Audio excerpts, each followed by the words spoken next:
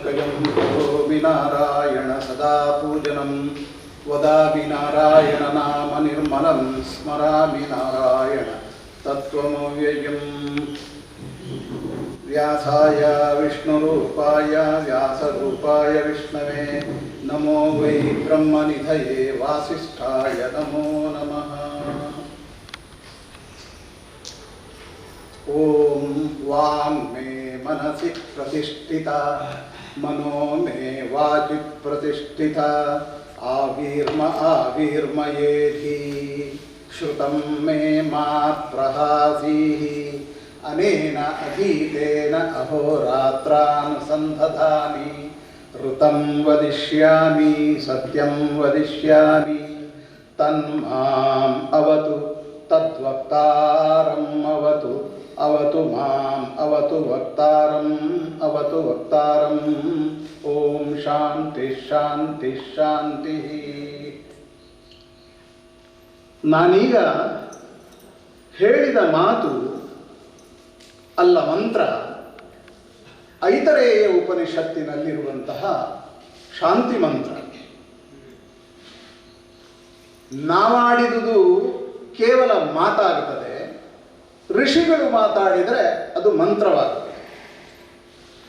ಮಾತಿಗೂ ಮಂತ್ರಕ್ಕೂ ಏನು ವ್ಯತ್ಯಾಸ ಅನ್ನುವುದನ್ನು ಐತರೇಯ ಉಪನಿಷತ್ತಿನ ಆರಂಭದ ಈ ಮಂತ್ರ ಹೇಳ್ತದೆ. ವಾಂಗ್ಮೇ ಮನಸ್ಸಿ ಪ್ರತಿಷ್ಠಿತ. ನಾವು ಮಾತಾಡುವಾಗ ಆ ಮಾತು ನಮ್ಮ ಮನಸ್ಸಿನಲ್ಲಿ ನೆಲೆ ನಿಂತಿರಬೇಕು. ಗಂಟಲಿನ ಮೇಲೆ ಮಾತಾಡಿದವನು ಅಂತ ಹೇಳ್ತೇವಲ್ವಾ, ಹಾಗಾಗಬಾರದು. ಹೃದಯಪೂರ್ವಕವಾಗಿ ಅಂತರಂಗಪೂರ್ವಕವಾಗಿ ಮಾತಾಡಬೇಕು. ವಾಂಗ್ಮೇ ಮನಸ್ಸಿ ಪ್ರತಿಷ್ಠಿತ. ಹಾಗೆಯೇ ಮನೋಮೇ ವಾಚಿ ಪ್ರತಿಷ್ಠಿತ. ನಾನು ಏನು ಮಾತಾಡುತ್ತೇನೆ ಅನ್ನುವುದು ನನ್ನ ಮನಸ್ಸಿನಲ್ಲಿ ಸ್ಪಷ್ಟವಾಗಬೇಕು. ಕೆಲವೊಮ್ಮೆ ಏನೋ ಹೇಳ್ತೇವೆ, ಅದರ ಅರ್ಥ ಏನು ಅಂತ ಗ್ರಹಿಸೋದಿಲ್ಲ. ಆಗ ಅಪಾರ್ಥಕ್ಕೆ ಕಾರಣವಾಗುತ್ತದೆ. ನಾನು ಆ ಅರ್ಥದಲ್ಲಿ ಹೇಳಿದ್ದಲ್ಲ, ಹಾಗಲ್ಲ, ಹೀಗೆ ಇತ್ಯಾದಿಯಾಗಿ ನಾವು ನಮ್ಮ ಮಾತನ್ನು ಸಮರ್ಥಿಸಬೇಕಾಗ್ತದೆ. ಆದ್ದರಿಂದಲೇ ಋಷಿಗಳು ಹೇಳ್ತಾರೆ, ವಾಕಿನಲ್ಲಿ ಮನಸ್ಸಿರಲಿ. ವಾಂಗ್ಮೇ ಮನಸ್ಸಿ ಪ್ರತಿಷ್ಠಿತ ಮನೋಮೇ ವಾಚಿ ಪ್ರತಿಷ್ಠಿತ. ಮನಸ್ಸಿನಲ್ಲಿ ಮಾತಿರಲಿ. ಮಾತು ಮತ್ತು ಮನಸ್ಸು ಎರಡೂ ಜೊತೆ ಜೊತೆಯಾಗಿ ಇರಬೇಕು. ನಾವೇನು ಮಾತಾಡುತ್ತೇವೆ ಎನ್ನುವ ಅವಧಾರಣೆ, ಚಿತ್ತೈಕಾಗ್ರತೆ ನಮ್ಮಲ್ಲಿ ಇರಬೇಕು. ಆಗ ಮಾತು ಮಂತ್ರವಾಗುತ್ತೆ. ಮನೋಮೇ ವಾಚಿ ಪ್ರತಿಷ್ಠಿತ ಆವೀರ್ಮ ಆವೀರ್ಮಯೇಧಿ ಶ್ರುತಂ ಮೇ ಮಾ ಪ್ರಹಾಸೀಹಿ. ನಾವೇನು ಓದಿರ್ತೇವೆ, ನಾವು ಏನು ಜ್ಞಾನವನ್ನು ಗಳಿಸಿರುತ್ತೇವೆ, ಅದು ನಮ್ಮನ್ನು ಬಿಟ್ಟು ಹೋಗದಿರಲಿ ಎನ್ನುವ ಪ್ರಾರ್ಥನೆ. ವೇದೋಪನಿಷತ್ತುಗಳನ್ನು, ಪುರಾಣ ಕಾವ್ಯಗಳನ್ನು, ಇತಿಹಾಸಗಳನ್ನು ಅಧ್ಯಯನ ಮಾಡುವಾಗ ವಿಶಾಲವಾದಂತಹ ಜ್ಞಾನ ರಾಶಿ ಇರುತ್ತದೆ. ಅದು ನಮ್ಮ ಮೆದುಳಿನ ಪುಟಗಳಲ್ಲಿ ಸರಿಯಾಗಿ ಸಂಗ್ರಹಿತವಾಗಿರುವುದಿಲ್ಲ. ಎಷ್ಟೋ ಬಾರಿ ನಿಮ್ಮ ಪೆನ್ ಡ್ರೈವ್ನಲ್ಲಿ ಕಡತಗಳನ್ನು ಊಡುವಾಗ, ಫೀಡ್ ಮಾಡುವಾಗ ಅದರ ಸಾಮರ್ಥ್ಯ ನಮ್ಮ ಪೆನ್ ಡ್ರೈವ್ನಲ್ಲಿ ಕಡಿಮೆಯಾಗಿದ್ದಾಗ ಅದು ಎಲ್ಲವೂ ಅದರಲ್ಲಿ ಸಂಗ್ರಹವಾಗುವುದಿಲ್ಲ. ಹಾಗೆಯೇ ಅಪಾರವಾದಂತಹ ಜ್ಞಾನ ರಾಶಿಯನ್ನು, ಬೇಡ 18 ಪುರಾಣಗಳನ್ನೇ, ಇಲ್ಲ ಭಗವದ್ಗೀತೆಯ ಒಂದು ಅಧ್ಯಾಯವನ್ನೇ ನಮ್ಮ ಮನಸ್ಸಿನಲ್ಲಿ ಸಂಗ್ರಹಿಸಲಿಕ್ಕೆ ಕೆಲವೊಮ್ಮೆ ನಮಗೆ ಅಸಾಧ್ಯವಾಗುತ್ತದೆ. ಹಾಗಾಗದೇ ಇರಲಿ ಅಂತ ಭಗವಂತನಲ್ಲಿ ಪ್ರಾರ್ಥನೆ. ಶ್ರುತಂ ಮೇ ಮಾ ಪ್ರಹಾಸಿ. ನಾನೇನು ಅಧ್ಯಯನ ಮಾಡಿದ್ದೇನೆ, ನಾನೇನು ತಿಳಿದುಕೊಂಡಿದ್ದೇನೆ, ಅದು ನನಗೆ ಮರೆವಾಗದಿರಲಿ, ಸದಾ ನನ್ನ ನೆನಪಿನಲ್ಲಿರಲಿ. ನೆನಪು ಮತ್ತು ಮರೆವು ಎರಡು. ಯಾವುದನ್ನು ನೆನಪಿಸಿಕೊಳ್ಳಬೇಕೋ ಅದನ್ನು ಮರೆಯುತ್ತಾ, ಯಾವುದನ್ನು ಮರೆಯಬೇಕೋ ಅದನ್ನು ಮತ್ತೆ ಮತ್ತೆ ನೆನಪಿಸಿಕೊಳ್ಳುತ್ತಾ ಜೀವನವನ್ನು ದುರ್ಭರಗೊಳಿಸ್ತೇವೆ. ನಮ್ಮಲ್ಲಿ ಶಕ್ತಿ ಇದೆ, ಸ್ಮರಣ ಶಕ್ತಿ ಇದೆ. ಆದರೆ ಯಾವುದನ್ನು ನೆನಪಿಸಿಕೊಳ್ಳಬೇಕು ಅದನ್ನು ನೆನಪಿಟ್ಟುಕೊಳ್ಳದೆ ನಮ್ಮ ದುಃಖದ ದಿನಗಳನ್ನು, ಕಷ್ಟದ ಗಳಿಗೆಗಳನ್ನು ನೆನಪಿಸಿಕೊಂಡು ಅಳುತ್ತೇವೆ. ಯಾಕೆ? ಅವುಗಳನ್ನು ಮರೆಯಬಹುದಲ್ಲ. ಸಂತೋಷದ, ಸಂಭ್ರಮದ, ಸಡಗರದ ದಿವಸಗಳನ್ನು ನೆನಪಿಸಿಕೊಳ್ಳಬಹುದಲ್ಲ. ನಾವು ಅದನ್ನು ನೆನಪಿಸಿಕೊಳ್ಳೋದಿಲ್ಲ. ಆ ನ್ಯಾಯ ಅಂಚಪಂಡೆ, ಅದು ಯಾವುದೋ ನೋವಿನ ಕ್ಷಣಗಳನ್ನೇ ಮತ್ತೆ ಮತ್ತೆ ನೆನಪಿಸಿಕೊಂಡು ದುಃಖಕ್ಕೆ ಭಾಜನರಾಗುತ್ತೇವೆ. ಆದ್ದರಿಂದ ಈ ನೆನಪು ಎನ್ನುವ ಶಕ್ತಿಯನ್ನು ನಾವು ಇತ್ಯಾತ್ಮಕವಾಗಿ, ಸಕಾರಾತ್ಮಕವಾಗಿ ಬಳಸಿಕೊಳ್ಳಬೇಕು. ಶ್ರುತಂ ಮೇ ಮಾ ಪ್ರಹಾಸೀಹಿ, ನಾನೇನು ಓದಿದ್ದೇನೆ ಅದನ್ನು ಮನನ ಮಾಡಿಕೊಂಡು ಸರಿಯಾಗಿ ಮೆದುಳಿನ ಪುಟದಲ್ಲಿ ಮುದ್ರಿಸಿಕೊಳ್ಳಬೇಕು. ಆಗ ಅದು ನಮ್ಮನ್ನು ಬಿಟ್ಟು ಹೋಗುವುದಿಲ್ಲ. ಶ್ರುತಂ ಮೇ ಮಾ ಪ್ರಹಾಸೀಹಿ ಅನೇನ ಅಧೀತೇನ ಅಹೋರಾತ್ರಾನ್ ಸಂಧದಾಮಿ. ಈ ಅಧ್ಯಯನದಿಂದ ನಾನೇನು ಮಾಡಬೇಕು? ಕತ್ತಲೆ ಬೆಳಕುಗಳನ್ನು ಸಂಧಿಸ್ತೇನೆ. ಉಪನಿಷತ್ತು ಎಷ್ಟು ಕಾವ್ಯಾತ್ಮಕವಾಗಿದೆ ನೋಡಿ. ಅದಕ್ಕೆ ಭಾಗವತದ ಆದಿಯಲ್ಲಿ ಶುಕ ಮಹರ್ಷಿಗಳು ಹೇಳಿದರು, ನಿಗಮಕಲ್ಪತರೋರ್ಗಳಿತಂ ಫಲಂ ಅಮೃತ ದ್ರವ ಸಂಯುತಂ. ಅದು ಅಮೃತದ ದ್ರವ, ರಸಭರಿತವಾದಂತಹ ಹಣ್ಣು. ರಸ ಅಂತಂದ್ರೆ ಭೌತಿಕವಾಗಿ ಆಲೋಚನೆ ಮಾಡಿದರೆ ಅದೊಂದು ದ್ರವ, ರಸಾಯನ. ಮಾವಿನ ಹಣ್ಣಿನ ರಸಾಯನ ಅಂತ ಹೇಳ್ತೇವೆ, ಅದು ರಸ. ಆದರೆ ಅದು ನಾಲಿಗೆಗೆ ಸಂಬಂಧಿಸಿದ ರಸ ಬೇಡ. ಓಹೋ, ಈ ನಾಲಿಗೆಗೆ ಸಂಬಂಧಿಸಿದ ರಸಗಳು 6 ಷಡ್ರಸ ಅಂತ ಹೇಳ್ತೇವೆ. ಷಡ್ರಸೋಪೇತವಾದ ಭೋಜನವನ್ನ ಉಂಡು ಅಂತ ನಾವು ಹೇಳ್ತೇವೆ.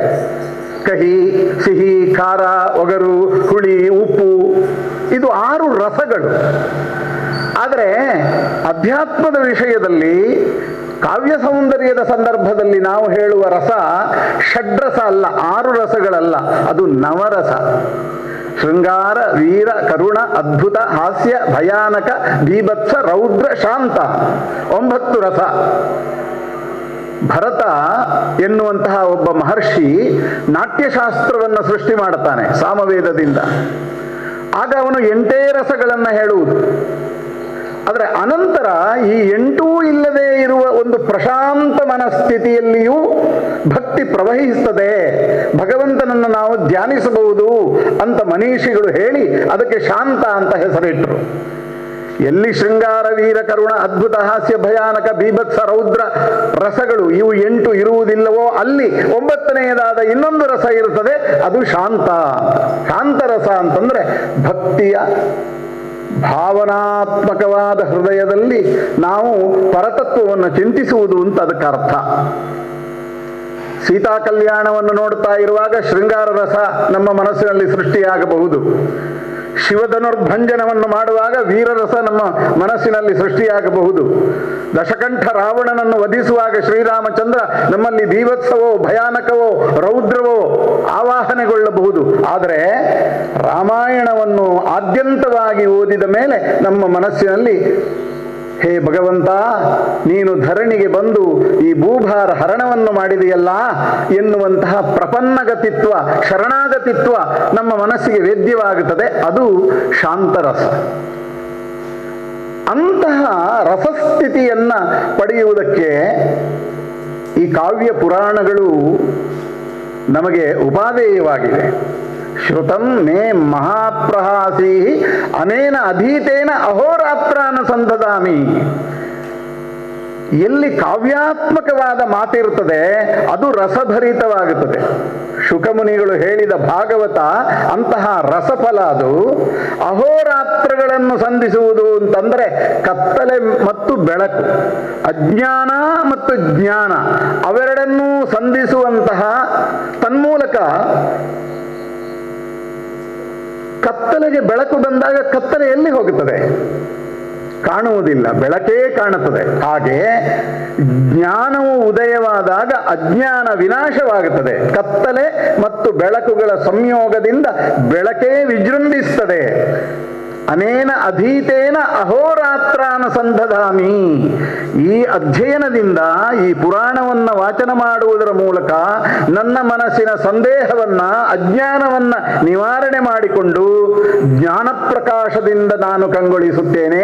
ಹಾಗಾಗಬೇಕು ಗುರುವಿನ ದಯೆಯಿಂದ ಎನ್ನುವುದು ಐತರೇಯ ಉಪನಿಷತ್ಕಾರರ ಅಭಿಲಾಷೆ.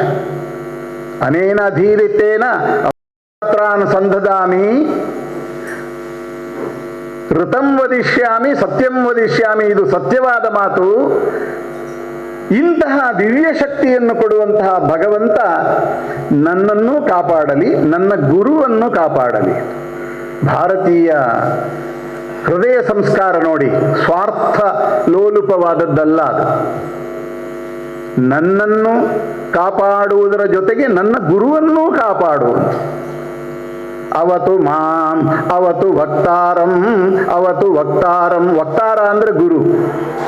ಮಾಂ ಅವತು ಮಾಂ, ನನ್ನನ್ನು ಕಾಪಾಡು, ಹಾಗೆಯೇ ನನ್ನ ಗುರುವನ್ನೂ ಕಾಪಾಡು ಅಂತ. ನೋಡಿ, ಈ ಕಾವ್ಯಕ್ಕೆ, ಈ ಉಪನಿಷತ್ತಿನ ಮಂತ್ರಕ್ಕೆ ಒಂದು ಶಿಲ್ಪ ಇದೆ, ಬಾಡಿ. ಅದರಲ್ಲಿ ಅವತು ಮಾಂ ಅವತು ವಕ್ತಾರಂ, ಅವತು ವಕ್ತಾರಂ, 2 ಬಾರಿ ವಕ್ತಾರನನ್ನು ಕಾಪಾಡುವಂತ 2 ಸಾಲಿದೆ ಅಲ್ಲಿ. 1 ಬಾರಿ ಮಾತ್ರ ಅವತು ಮಾಂ, ನನ್ನನ್ನು ಕಾಪಾಡುವಂತ ಇರೋದು. ಈ ಪದ್ಯ ಪಂಕ್ತಿಯನ್ನು ಕಟ್ಟುವ ಕವಿ ಹೃದಯದ ಒಳಗಡೆ ಯಾವ ಭಾವ ಇತ್ತು ಅಂತಂದ್ರೆ, ನನ್ನನ್ನು ಕಾಪಾಡುವುದಕ್ಕಿಂತಲೂ ಮಿಗಿಲಾಗಿ ನನ್ನ ಗುರುವನ್ನು ಕಾಪಾಡು ಪ್ರಭು ಎನ್ನುವಂತಹ ವಿನಂತಿ, ವಿಧೇಯತೆ, ತಹತಹಿಸುವಿಕೆ, ಕಳವಳ, ಕಳಕಳಿ ಎಲ್ಲ ಶಿಷ್ಯನ ಹೃದಯದಲ್ಲಿದೆ. ಯಾಕೆಂದ್ರೆ ಆ ಗುರುವಿನ ಕರುಣಾ ಕಟಾಕ್ಷದಿಂದ ಮಾತ್ರ ನಾನು ಜ್ಞಾನವನ್ನು ಸಮೃದ್ಧವಾಗಿ ಪಡೆಯಬಲ್ಲೆ. ಆ ಗುರುವನ್ನು ಕಾಪಾಡು, ಆ ಗುರುವನ್ನು ಕಾಪಾಡು ಅಂತ ಪ್ರಾರ್ಥನೆ ಮಾಡು. ಭಾಗವತದ ಪುರಾಣ ವಾಚನದ ಸಂದರ್ಭದಲ್ಲಿ ಭಗವಾನ್ ವೇದವ್ಯಾಸ ಮಹರ್ಷಿಗಳನ್ನು ನಾವು ಈ ಭಕ್ತಿ ಭಾವದಿಂದ ಪ್ರಾರ್ಥಿಸಬೇಕಾಗಿದೆ. ಯಾಕೆಂದ್ರೆ ಸಮಸ್ತ ಜ್ಞಾನ ಸಮುದ್ರಕ್ಕೆ ವೇದವ್ಯಾಸ ಮಹರ್ಷಿಗಳು ಗುರು, ಭಗವತ್ ಸ್ವರೂಪಿಯವರು. ಅವರಿಲ್ಲವಾದರೆ ಯಾವ ಜ್ಞಾನವನ್ನೂ ನಾವು ಪಡೆಯಲಾರೆವು. ಅದಕ್ಕೆ ಪುಸ್ತಕವನ್ನು ಇಡುವ ಪೀಠಕ್ಕೆ ವ್ಯಾಸಪೀಠ ಅಂತ ಹೆಸರು. ಅದು ಜ್ಞಾನವನ್ನು ನಮಗೆ ಒದಗಿಸುವಂತಹ ಭವ್ಯವಾದಂತಹ ವೇದಿಕೆ, ಮಾಧ್ಯಮ. ಆ ಮೂಲಕವಾಗಿ ನಾವು ಜ್ಞಾನವನ್ನು ಸಂಪಾದಿಸ್ತೇವೆ ಎನ್ನುವುದು ಉಪನಿಷತ್ತಿನ ಮಂತ್ರಾರ್ಥ.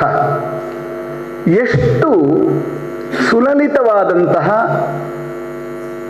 ಸುರುಚಿರವಾದಂತಹ, ಸುಭಗವಾದಂತಹ, ಸುಶೀಲವಾದಂತಹ ವಿಚಾರವನ್ನು ಉಪನಿಷತ್ತು ಹೇಳುತ್ತದೆ. ಇದರಲ್ಲಿ ನಾರಾಯಣ ಅಂತ ಇಲ್ಲ, ಗಂಗಾಧರ ಅಂತ ಇಲ್ಲ, ದುರ್ಗಾದೇವಿ ಅಂತ ಇಲ್ಲ, ಗಣಪತಿ ಅಂತ ಇಲ್ಲ, ಸುಬ್ರಹ್ಮಣ್ಯ ಅಂತ ಇಲ್ಲ. ಉಪನಿಷತ್ತುಗಳ ಪರಬ್ರಹ್ಮ ಇಂಥವನೇ ಅಂತ ಇಲ್ಲ. ಅಂದರೆ ನಾವು ಕಲ್ಪಿಸಿಕೊಂಡಂತಹ ಪೌರಾಣಿಕವಾದ ದೇವಾನ ದೇವತೆಗಳಿಗಿಂತಲೂ ಭಿನ್ನವಾದ, ಅವೆಲ್ಲವೂ ಒಂದುಗೂಡಿದಂತಹ ಪರಬ್ರಹ್ಮ ತತ್ವವನ್ನು ಮನಸ್ಸಿನಲ್ಲಿ ಅನುಸಂಧಾನ ಮಾಡಬೇಕು ಎನ್ನುವುದು ಉಪನಿಷತ್ತಿನ ಅಂಬೋಣ. ನಮ್ಮ ಉಪನಿಷತ್ತುಗಳನ್ನು ಸಂಸ್ಕೃತವನ್ನು ತಿಳಿಯಲಾರದೆ ನಾವು ಗ್ರಹಿಸಲು ಅಸಮರ್ಥವಾಗಿದ್ದೇವೆ. ಅವುಗಳನ್ನು ತಿಳಿಗನ್ನಡದಲ್ಲಿ ತಿಳಿಯುವ ಪ್ರಯತ್ನವನ್ನು ಮಾಡಿದರೆ ಇಡೀ ಜಗತ್ತಿಗೆ ಭಾರತದ ಉಪನಿಷತ್ತು ಬಹಳ ಎತ್ತರದ ಸ್ಥಾನದಲ್ಲಿ ನಿಲ್ಲುತ್ತದೆ. ಸಾಹಿತ್ಯ ಅಂದರೆ ಇದು. ಜಗತ್ತಿನ ನಾನಾ ಭಾಗಗಳಲ್ಲಿ ನೂರಾರು ನಾಗರಿಕತೆಗಳು ಹುಟ್ಟಿಕೊಂಡಿವೆ. ಆದರೆ ಭಾರತದ ನಾಗರಿಕತೆ ಆರ್ಷೇಯವಾದದ್ದು ಮತ್ತು ಸನಾತನ ಮೌಲ್ಯವನ್ನು, ಸಮಸ್ತ ಮನುಕುಲವನ್ನು ಪ್ರೀತಿಸುವಂತಹ ಉದಾತ್ತ ಧ್ಯೇಯವನ್ನು ಹೊಂದಿದೆ ಎನ್ನುವುದನ್ನು ಅರ್ಥ ಮಾಡಿಕೊಳ್ಳುತ್ತೇವೆ. ಅಂತಹ ನಿಗಮ ಕಲ್ಪತರುವಿನ ರಸದ್ರವ ಸಂಯುಕ್ತವಾದಂತಹ ಭಾಗವತವನ್ನು ಶುಕ ಮಹಾಮುನಿ ಜಗತ್ತಿಗೆ ಕೊಟ್ಟರು. ಆ ಶುಕನಿಗೆ ಉಪದೇಶ ಮಾಡಿದ ವೇದವ್ಯಾಸ ಮುನಿಗಳು ಶುಕನ ತಂದೆಯೂ ಹೌದು, ಶುಕನ ಗುರುವೂ ಹೌದು. ಆದರೆ ಈ ಶುಕ ಮಹರ್ಷಿ 5 ಹರೆಯದ ಹುಡುಗನಾಗಿರುವಾಗಲೇ, ಇನ್ನೂ ಉಪನಯನವೇ ಆಗಿಲ್ಲ ಶುಕನಿಗೆ, ಆಗಲೇ ವೈರಾಗ್ಯದಿಂದ ಕಾಡಿನ ಕಡೆಗೆ ಹೆಜ್ಜೆ ಹಾಕಿದನಂತೆ. ವೇದವ್ಯಾಸರಿಗೆ ಮನಸ್ಸಿನ ಒಳಗಡೆ ಕಳವಳ, ತಳಮಳ.